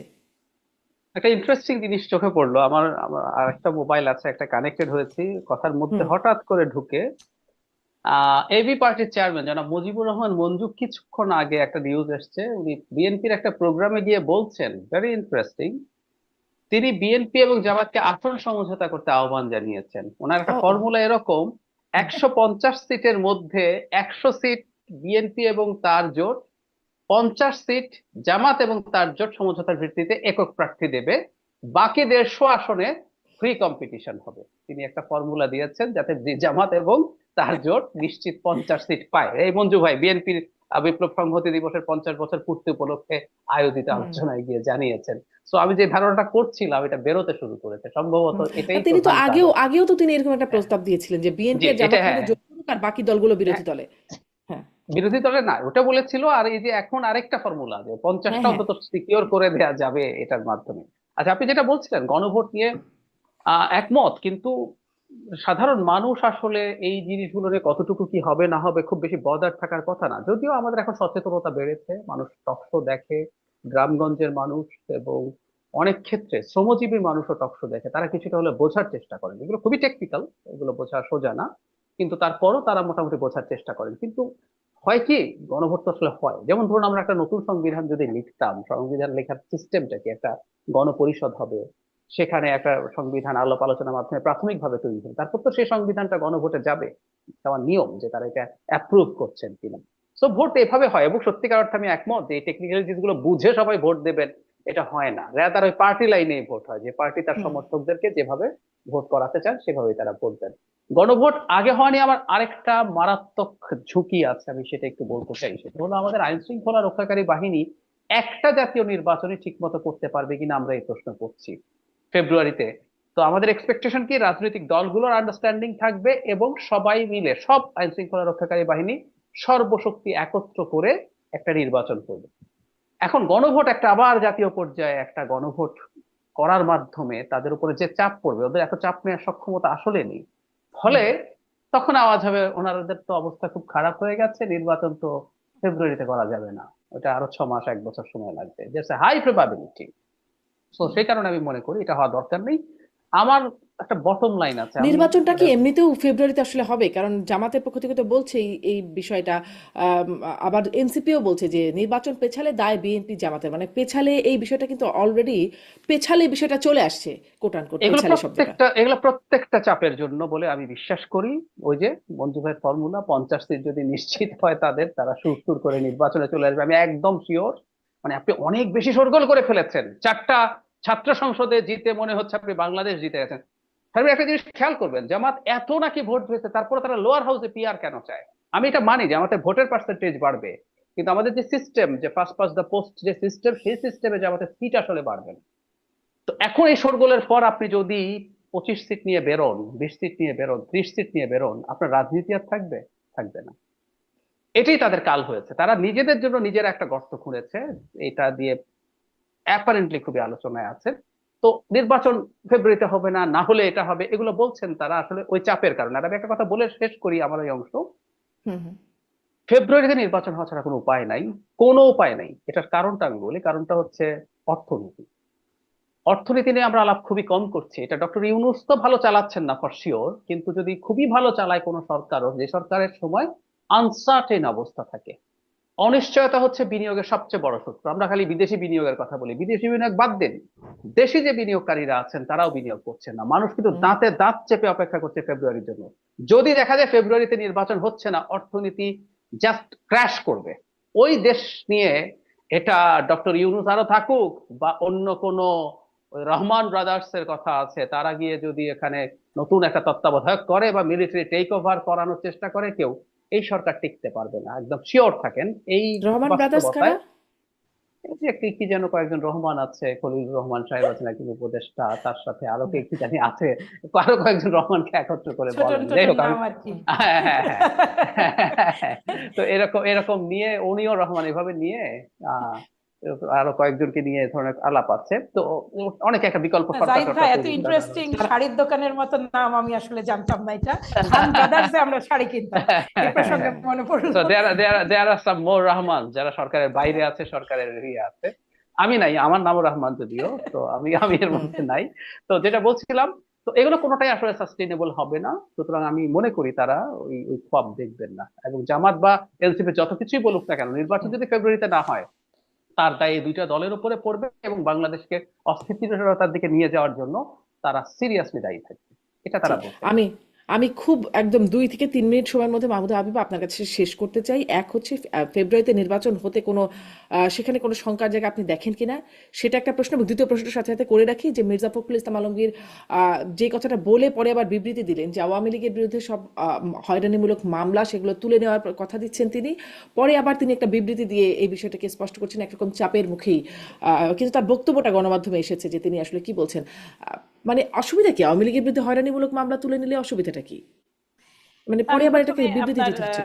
মির্জা ফখরুল ইসলাম আলমগীর আমাদের সম্মানিত মহাসচিবের বিষয়টি প্রথমে বলি, সেটা হচ্ছে চাপের মুখে তিনি সেটা করেননি। যেটা তিনি বলেছেন, যেইভাবে কার্ড গুলো হয়েছে আওয়ামী লীগের বিরুদ্ধে সমস্ত মামলা তুলে নেবেন, এইভাবে বলা হয়েছে।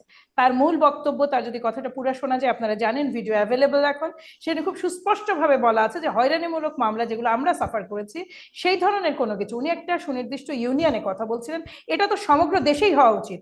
আপনি যদি আমাকে জিজ্ঞেস করেন, একজন লোক আওয়ামী লীগকে সমর্থন করে, আওয়ামী লীগকে কিন্তু তাহলে ভোট দিতে। সমগ্র দেশের কথা পরে আবার তিনি মানে না, বিবৃতি দিয়ে উনি সেটা আবার উনার পুরো উইথড্র বক্তব্যটাই করলেন উনি কেন? কিন্তু ওনার পুরো বক্তব্যটাই অনেক নিরীহ মানুষ তার কাছে যারা এসেছিলেন, তাদের সমস্যা জানিয়েছেন, তাদেরকে উনি অ্যাড্রেস করেছিলেন, সেই কারণে তিনি সেটা বলেছেন। কিন্তু গোটা বাংলাদেশেই তো এটা বাংলাদেশ জাতীয়তাবাদী দলের, সেটা কোনোভাবে যেন হয়রানিমূলক মামলাটা না হয়, মানে বিশেষ করে আমরা যেটা সাফার করেছি শারমিন, ওই সেম কজে, যে আমি